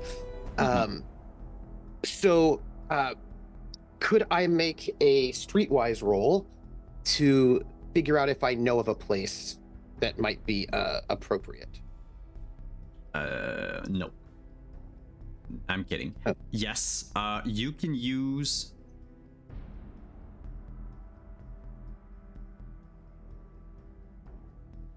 Because it requires more finesse, I guess, than not be eavesdropped, I could see using wits instead of intel streetwise.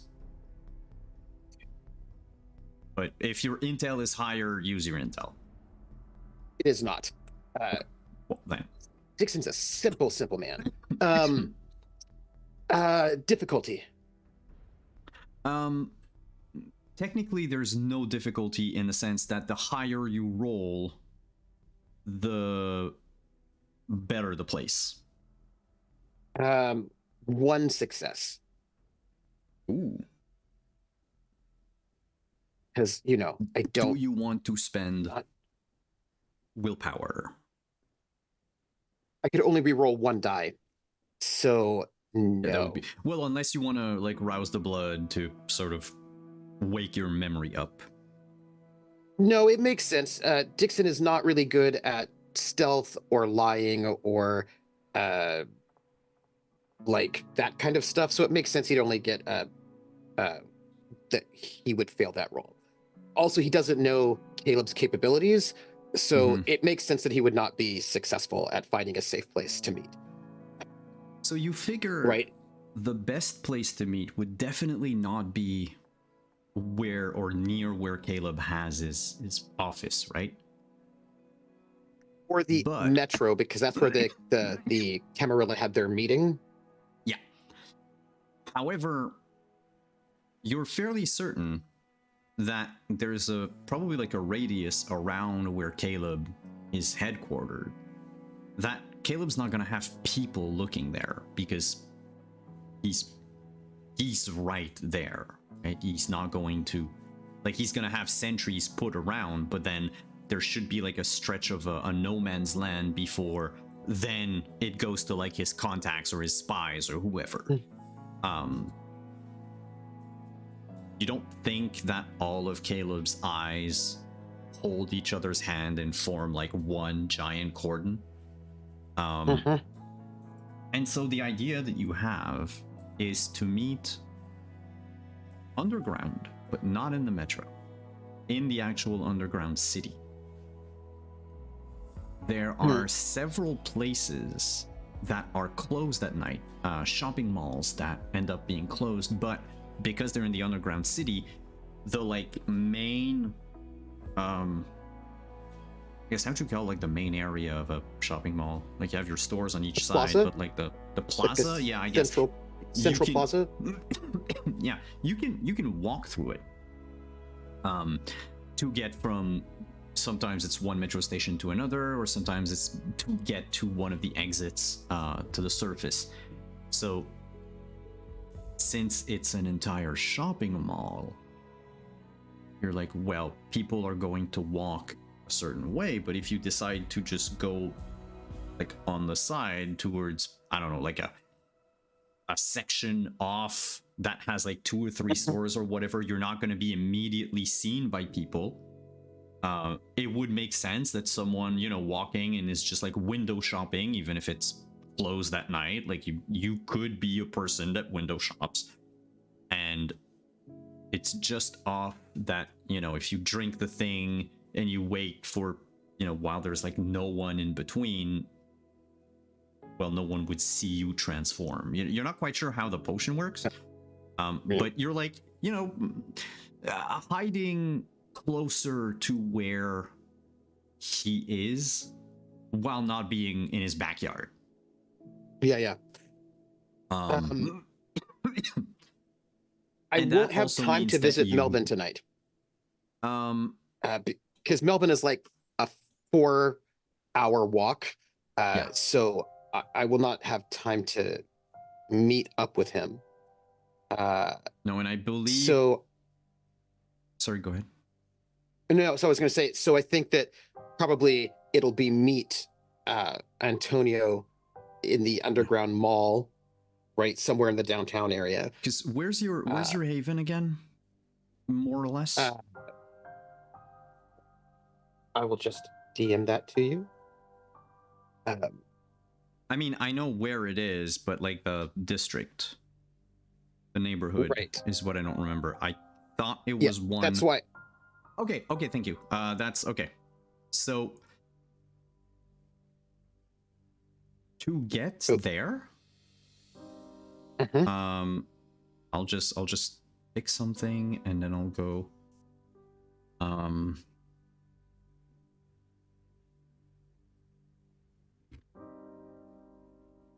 To get to where you want to go, it's about a 2 hours walk. Okay. Yeah. Mind you, if you that's a 2 hours if you take like the street, it makes like a detour. Like you could cut through like a bunch of back streets and alleys and what have you to get there faster. You could probably shave off a half hour, but no more than that. I'd like to roll stealth on my way there just in case, just to be careful. I also don't have stealth. I would say if you attempt to look,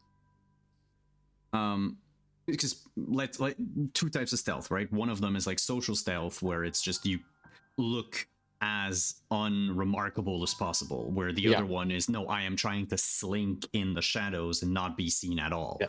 Which one are you going for? Like the one that's completely forgettable or the one that's never seen? Basically, it'll impact, do you use dex in stealth or do you use charisma in stealth? Generally not wanting to be seen, because the way Dixon thinks about it is random people may not pay attention to me, but if Caleb has eyes and sees him, he's going to know who he is, right? So so you'd rather better not to be being seen at all. Altogether. Cool. Yeah. Then can you give me dex and stealth? Okay, I have no stealth, because again, it's not what he does. So you are singing out loud the Mission Impossible theme. Yes, 2 successes. 2 successes. And that's all based on him being dexterous, but yep, it doesn't really lie. That will set the difficulty of people if they need to for tonight. I'm not going to roll yet. I'll do it like retroactively because that way I can keep the surprise. That said, you make your way fairly certain that no one has seen you darting from shadow to shadow, from darkened corner to unlit alley, behind dumpsters and all that. And even though you could have shaved a half hour, it still takes you 2 hours just because of that weird zigzagging that you do. You get to the abandoned shopping mall, which is called... It's not abandoned, I'm sorry, it's just closed. Closed. It's the Place Montreal Trust.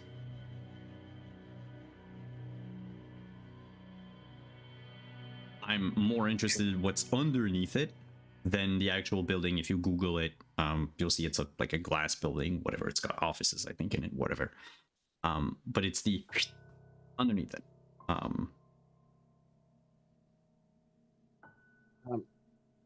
I remember that place because it has an Indigo. Or Barnes and Nobles, I don't remember. Anyway.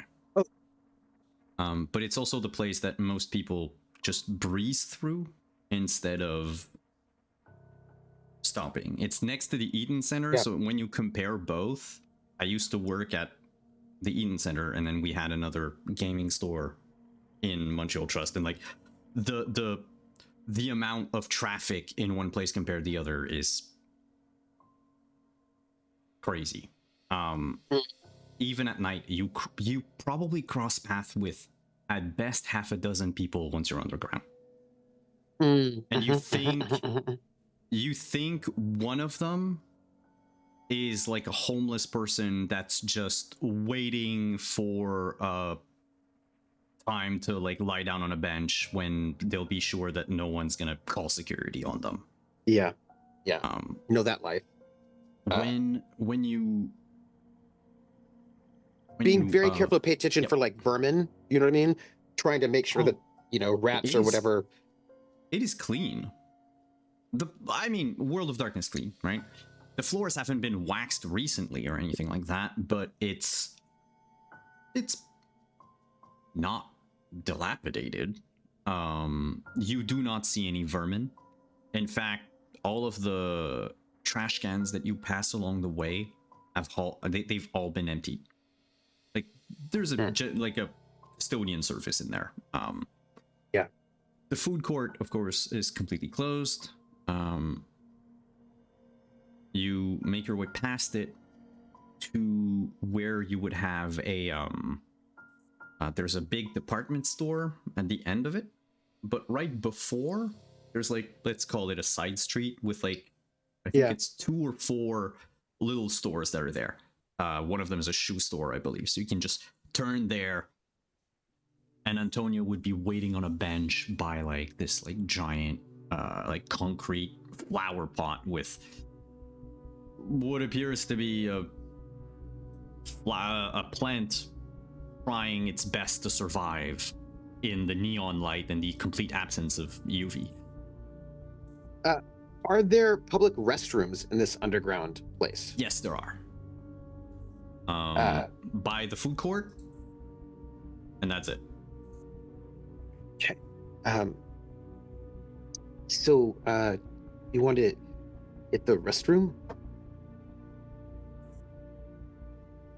Sure. You notice he has a paper bag, and you see just the like neck of a beer bottle poke out of it, but it's got, instead of an actual metal cap, it's got a a cork that holds it shut. And keeping eyes out just to see if they're who's around, people are watching, that kind of a thing. Right now, in the place that you are, so you are on the opposite side of the restroom, so you're gonna have to cross everything and go back to the food court to get to the restroom. There's one. Is there any person? CCTV in this underground mall? In the plaza, nope. Each store, if you just by passing by the windows, you can see them. Like the CCTV films the entrance. Many of these stores are too small to have more than one camera, which I can tell you stories about that. But from experience, it's pretty much just the one, and it's got a lot of blind spots. Yeah.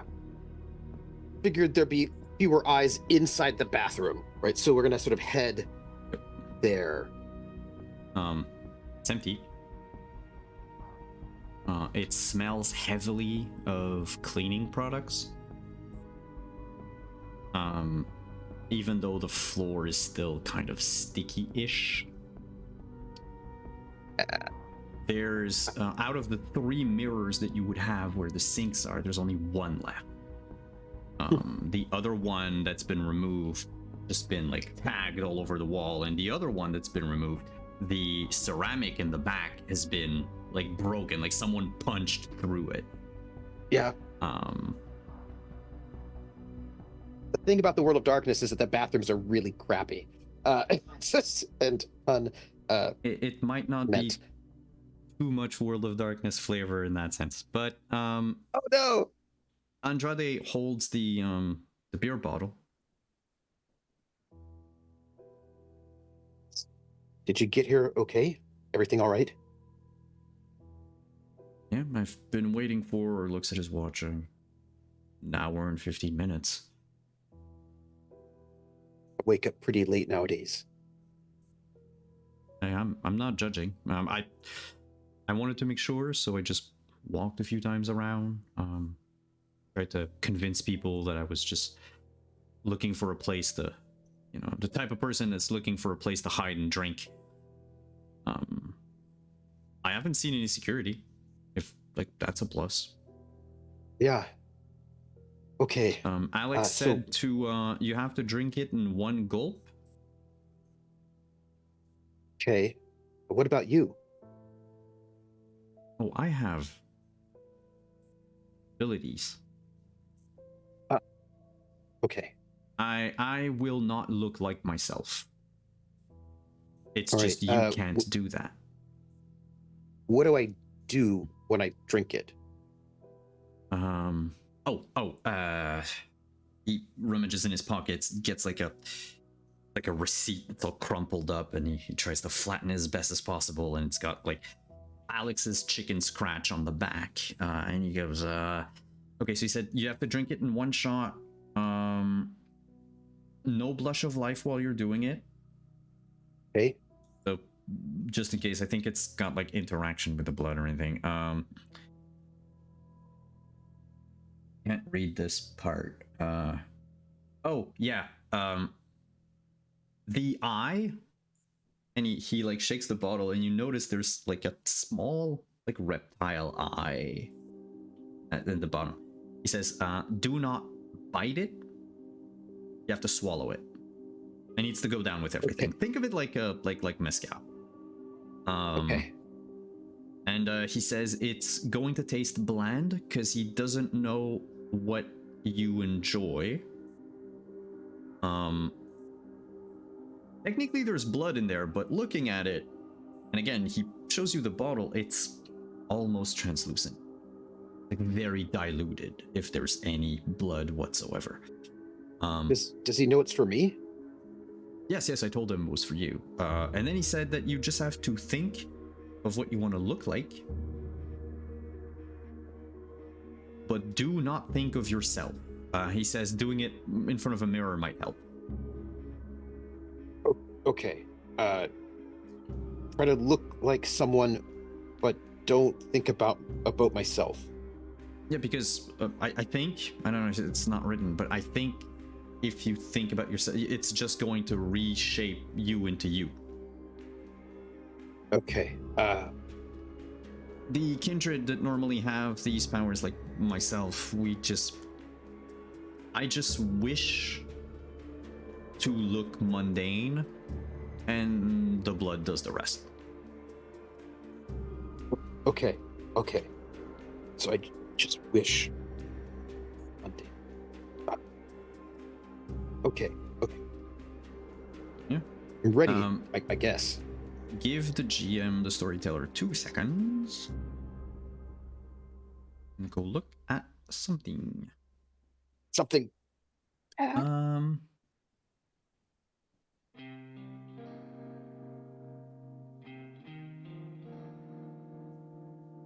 Look down it.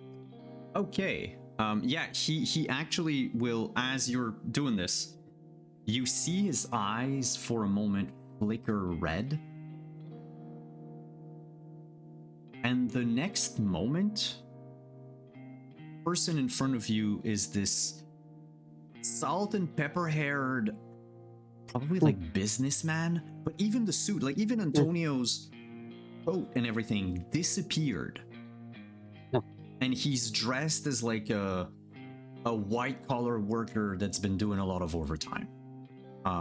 There's like a little bit of sweat around his necktie.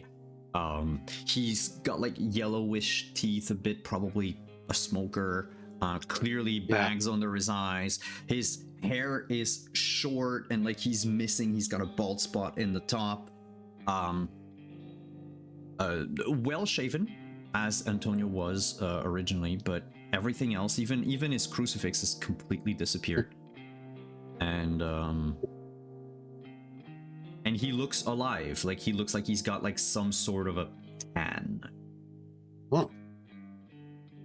strange. Sort of finding that somewhat remarkable.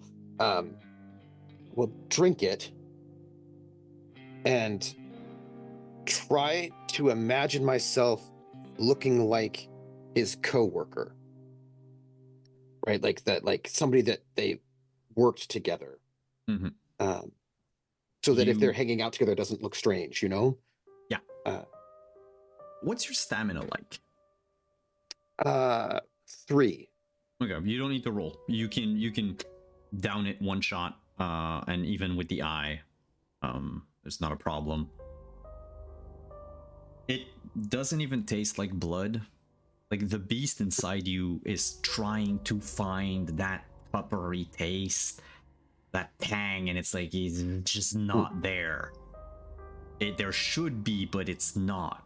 It's like fake peanut butter sauce. Like it's just it should taste like peanut butter, but it's just like one step aside. Drink it. You look at yourself in the mirror. For a brief moment, concentrate on like a bland, boring white guy that would work with him, right? Just sort of what he's trying to think of. For a brief moment, you see yourself as a 5'2" man with a bit of a gut, an off-white shirt with the sleeves rolled up. You have very hairy arms. It looks like ash blonde hair. Mm-hmm. You're wearing these little round glasses, Dilbert-like almost. You don't have a tie, but you do have in your hand, you see just a brief flash of a jacket that you see yourself holding in the hand that is currently holding the bottle. But it lasts for a moment, like 1 or 2 blinks, and then you see Dixon in the mirror. Did it? I don't think it worked. I think I screwed up somehow. No, it did. Antonio's looking you up and down, and you notice when Antonio speaks to you, he's looking at your chest and not at your eyes. I look the same in the mirror as myself. I look as myself in the mirror. It's others see you differently. The trick is to not interact with people as best as possible. Okay. And you will notice that should we go to a place where our cover should not be, it will change. We basically will blend in anywhere we go for a few hours, so we need to hurry. Okay.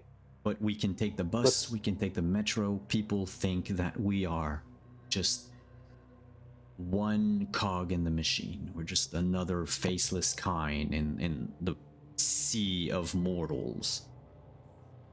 Oh, okay. Got like... Avoid other kindred. Some of them might be able to see through the disguise. But they would need to know that you are disguised for it to work, or they have to be very paranoid. Right. Just speaking of paranoid, he does have Sense the Unseen up. Because... then Antonio's disguise lasted half a second. The moment Sense the Unseen is up, you see through it.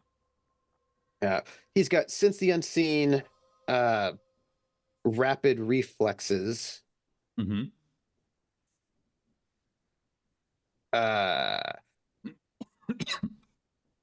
lethal body. Right, his free passives he's got up basically.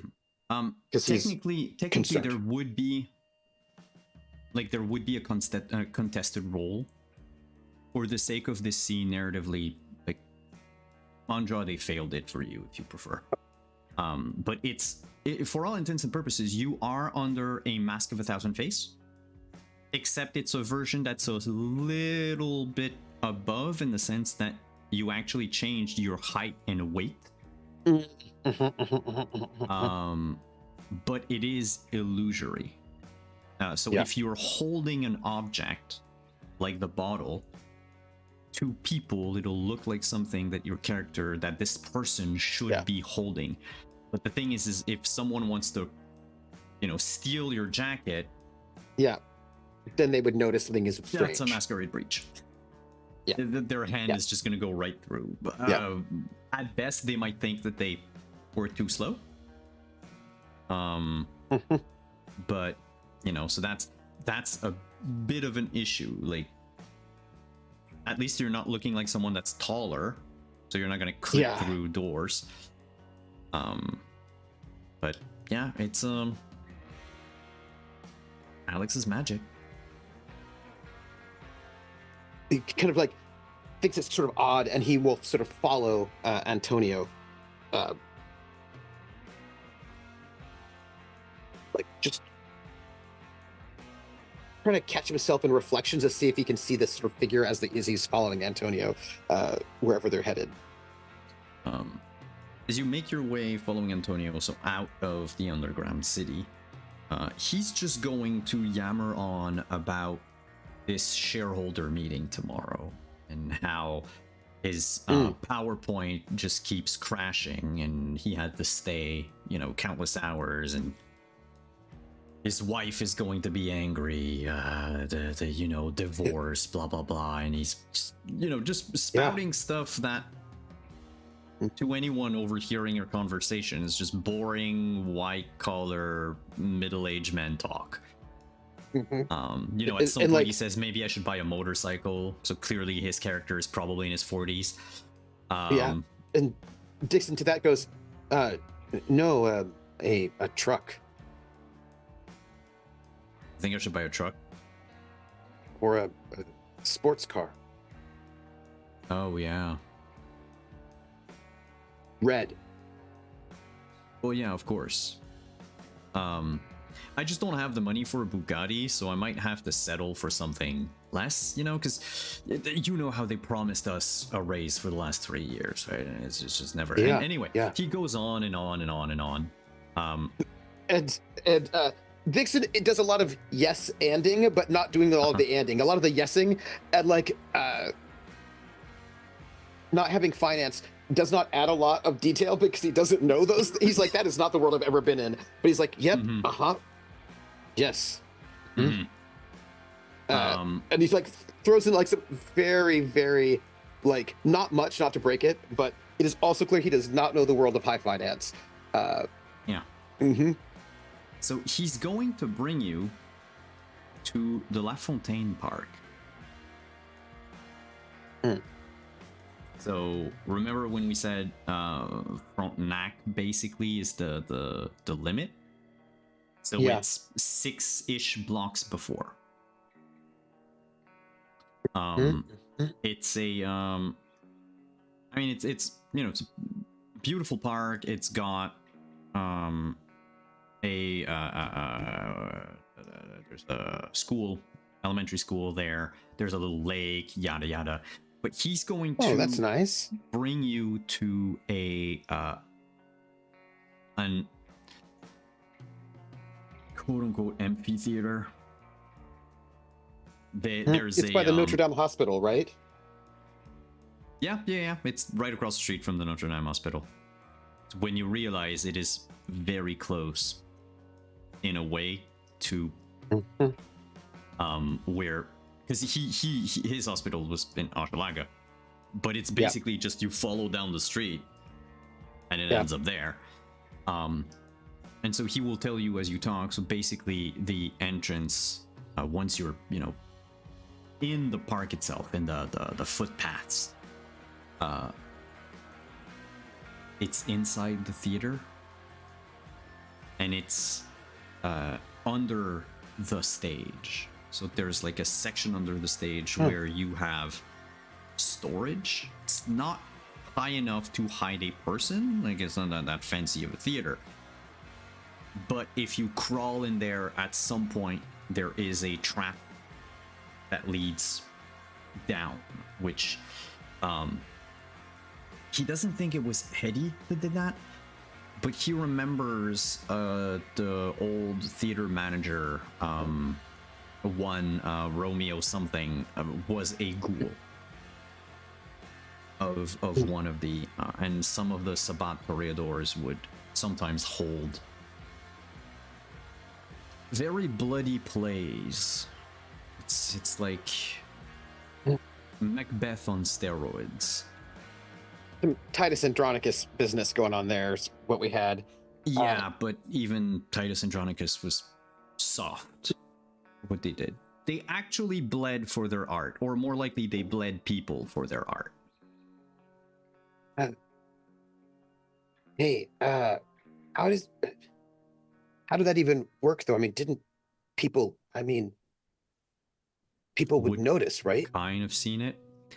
So when you open the trapdoor, it just looks like a it's about, I think it's a 4-foot deep pit square, as if there's something that used to be there. You have to know what to press once you're in that hole. No, I meant wouldn't the kind notice they were murdering people on stage, or were they just really good at? No, they did. Well, they did.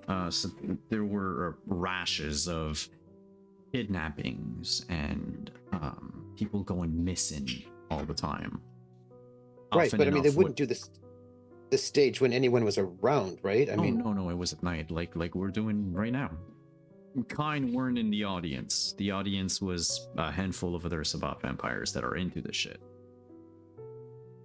I personally wasn't, because it's, well, I'll just say it, it's wrong. Not just out of pure survival. Doing this is a blatant affront to what the Masquerade is, but also it's just butchering kind for the sake of butchering them. Yeah, I don't know why you do that. Artists are weird. Jazz musician from my tone, but didn't do that. And we'll like sort of hop down into the pit. So once you huddle into the pit, you notice.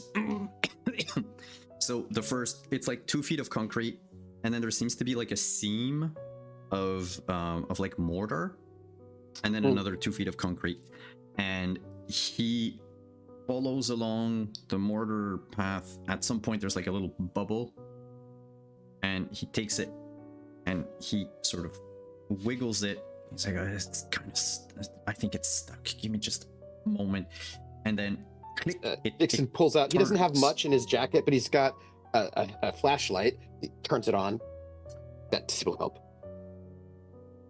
You turn it on at the same time that he flicks that thing, and the ground below you just lets go. You fall about 6-7 feet. It doesn't hurt enough to warrant damage. It's not even 1 point of bashing. It surprises. Yeah. Especially if you did not think that something like that could happen. Andrade seemed to have like expected it. And yeah, you notice that this trapdoor is like half made of wood. You've got like your sheet of wood sort of reinforced with like 2 2x4s, and then the rest is like an inch thick of concrete. And there's there's a staff there with a hook down at the bottom that you can just close the trapdoor back up. And he'll like sort of. Oh, yep, no good. He'll like, use the hook to hook it back on, and place the hook where it was wherever it was before. Against the wall. Compared to the tunnels, the concrete tunnels, not necessarily maintained, but that currently Flory and Arthur are in. You are in a pit that's been dug out with pickaxes and shovels, and no one cared. It's Yeah, natural clay and rock, basically. It's damp. It's cold, though you don't give a shit about it. Neither does Andrade. And the exit to this pit that you're in is about the size of a doghouse that you have to literally crawl on your hands and knees. And he says, once we're through there, we will be... It's going to go for a while, don't worry about it. We'll be under the lake. And then from there, we can reach deeper. He says, we're heading... is that north? We're heading south. Hey. You know, And, it's funny to think that probably right about now, Flory and Artie are somewhere like a big Sabbat temple or something. Probably this moment. well, we're going to a different kind of temple.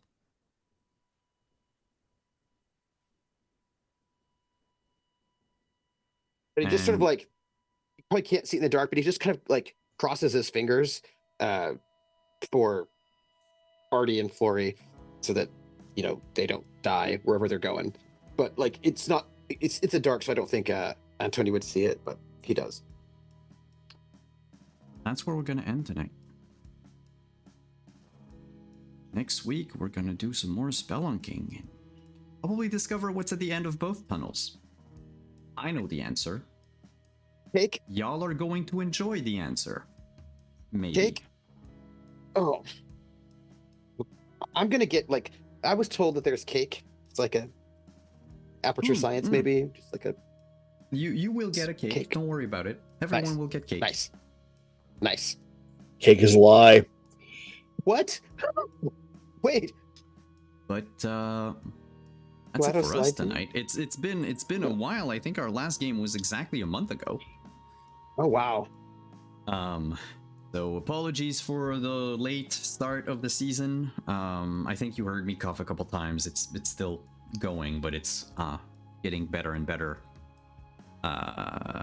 Thank you everyone for coming. Thank you chat. Thank you for the raids. Thank you for the bits. Thank you for the subs. I saw all of you, but I didn't have time to type because I had a lot of notes to make sure we're in order for tonight, just in case.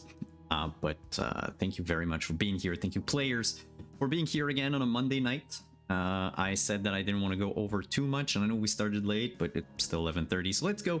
Let's do the outros. I'll keep my spiel for last. Same order as we did our intros. We'll start with Mr. Dixon. Hello, I'm Trooper SJP, and I've been happy to be here tonight playing Dixon, who has experienced using Obfuscate for the very first time. That was exciting, of a sort. And given my love to Snarky Flory and Distressed by Love, Artie, and also to our lovely GM, of course. Today is Monday. You can find me on Friday at 7 p.m. With this lovely GM of ours, Wandering DM, and Laplov Lindy, and also Rocket Fox for a new adventure in Sandman with the same characters but different bodies. Join us at 7 p.m. over on my channel, Trooper SJP, and that's where you can find me. And I give my love to my table mates. Flory. Hello. Oh, hey everyone. It's always great to be back. I love this game. I love playing with everybody here. I love the story that we tell and the drama that we get up to. And yeah, I love I love how much we're going to see this season. I think is going to be different, and it's going to be interesting to see where things go. And I'm looking forward to it. But And thank you, Trooper, for those wonderful moments, and Pope for the story beats, and being a fabulous snark partner, because that is always fun. Simon, I thank you and curse you for the thought of Valois having an emotional attachment to anything. Hey, I mean, you know. Yeah. I am your friendly neighborhood Prax at Dear Jonathan on Twitter, or Praxworth as Meaphorius. Send me here on Twitch. You can find me as Prax the Bard over on Hive, Instagram, and Blue Sky.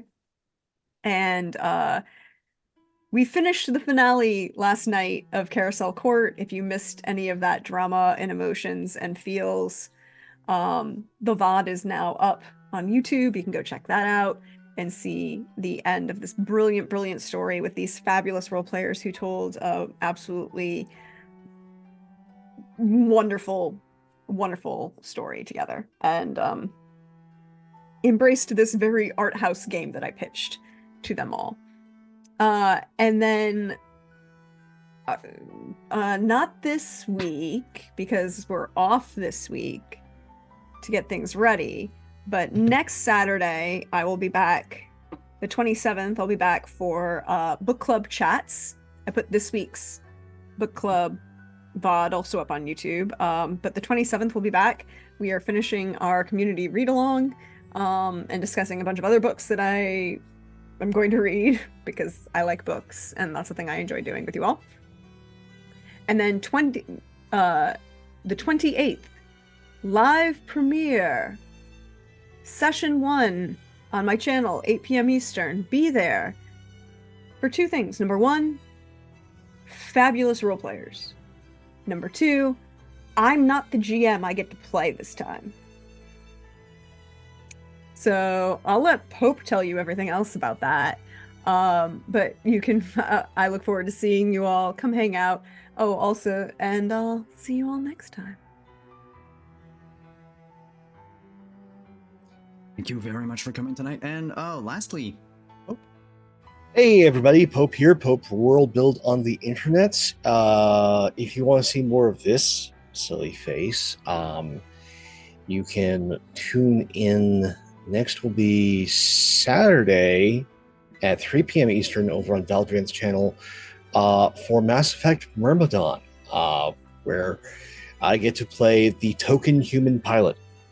So if you want to see a very strange found family during the very first parts of the Mass Effect trilogy, because we took one of those really long elevator rides during the premiere, and Eden Prime being attacked was mentioned. So we now know precisely when we are. And then definitely be back here for more of this on Monday nights, because there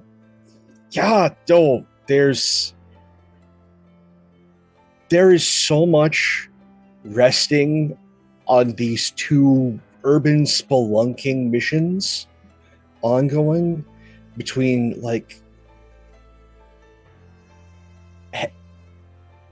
what Hetty is to Dixon, let alone what Hetty is to Montreal, is of absolute immense import to this story. And I am on the edge of my seat to see what happens when we get there. Let alone, like, I am thrilled that I get to, alongside with Flory, play Indiana Jones and the Temple of Doom for this season, it feels like. So I am just looking forward to whatever surprises Simon has for us, as opposed to that awful, terrible secret. So go back, if you're watching the VODs, go back to last season's finale, and the message I received was, the reason is true love. And then look at my face, and you will know the burden I have been carrying this entire time. And then, yes, Prax is correct. Not this Sunday, but a week from Sunday, 28th. Over on Prax Gorthez before you, 8 p.m. Eastern. I get to wear this hat. And because of the amazing, absolutely amazing giving for Fisher House, I am running a season of Mass Effect in the DM's chair. I am I have joined the Cult of Trooper with the mini tabs, as I have just all these wonderful notes from the games itself, from a lot of stuff that was fan made to fill out the world. There is so much love for the setting and I am just basking in it, and I'm looking forward to working with an amazing cast on finding out what's the story and where we're going. And I hope you all join us for that. And it's been an absolute delight here, just getting to see, there's been a divide. You have the path that Dixon is on, and the people who are helping, who are entirely separate from the people that Florid Arthur interact with. They're not necessarily in opposition, but they're entirely different parts of society and parts of Montreal. And I think they all are trying their best to save Montreal in their own minds. I am very curious to see where it goes. And I hope you are too. And thank you so much for being here with us for this journey where live VOD YouTube story is nothing without its audience. You're much part of this as we are. Take care of yourselves one another, and I hope to see you soon. Thank you very much. Thank you everyone for being here again. You can find me if all goes well and the voice and the throat and everything is good. Thursday, we're finally going to have the postmortem for One Frightful Night. So we go over all the comments and all the playtests, and I have a bunch of updates and such. I'm going to have another game in 2024 to playtest, so we're going to have that on top of One Frightful Night again. But also, the news that I've kept secret even from my players. I, today, finally got my hands on the game that we're going to play after Vampire. It's been something that I've been meaning to do for a long time. My Legend Keeper is all created because I might have hyper-fixated on it. It looks like 2024 is going to be a very dark year for the games we're going to play on the channel. Is all I'm going to say. Hopefully the year is not going to be dark for me out of game, but that's it. On Friday, I'll be over on Trooper SGP reprising the role of, I don't have a name yet, but of the doctor / Nazi hunter / now is a vagabond and pilgrim in medieval England. And then on Saturday, we're going to be back with Scion, Birth of the New Gods, the start of the last story arc in the Underworld, as the players are this close of gaining their last dot of legend and finally achieving godhood.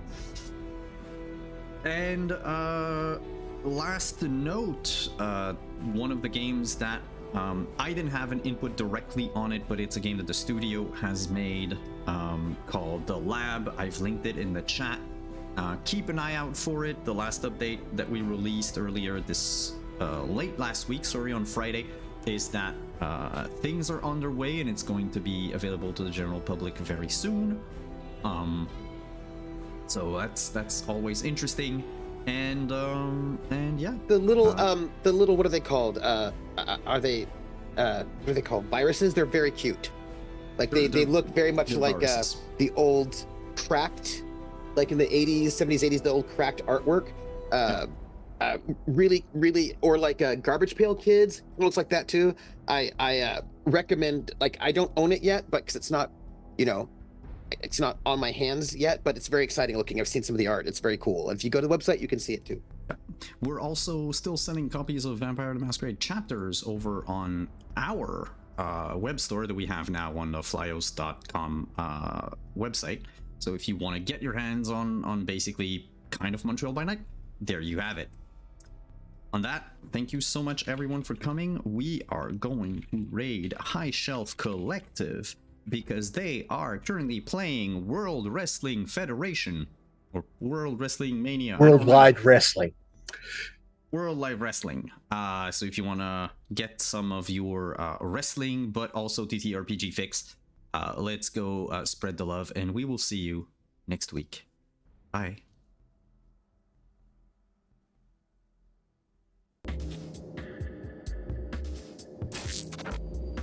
We're good, we're good. Trooper's just having fun with these animations now, aren't you? Oh yeah. Yeah, what the hell? It's the new update. You can toggle it on and off, where if you make a recognizable gesture as an emoji,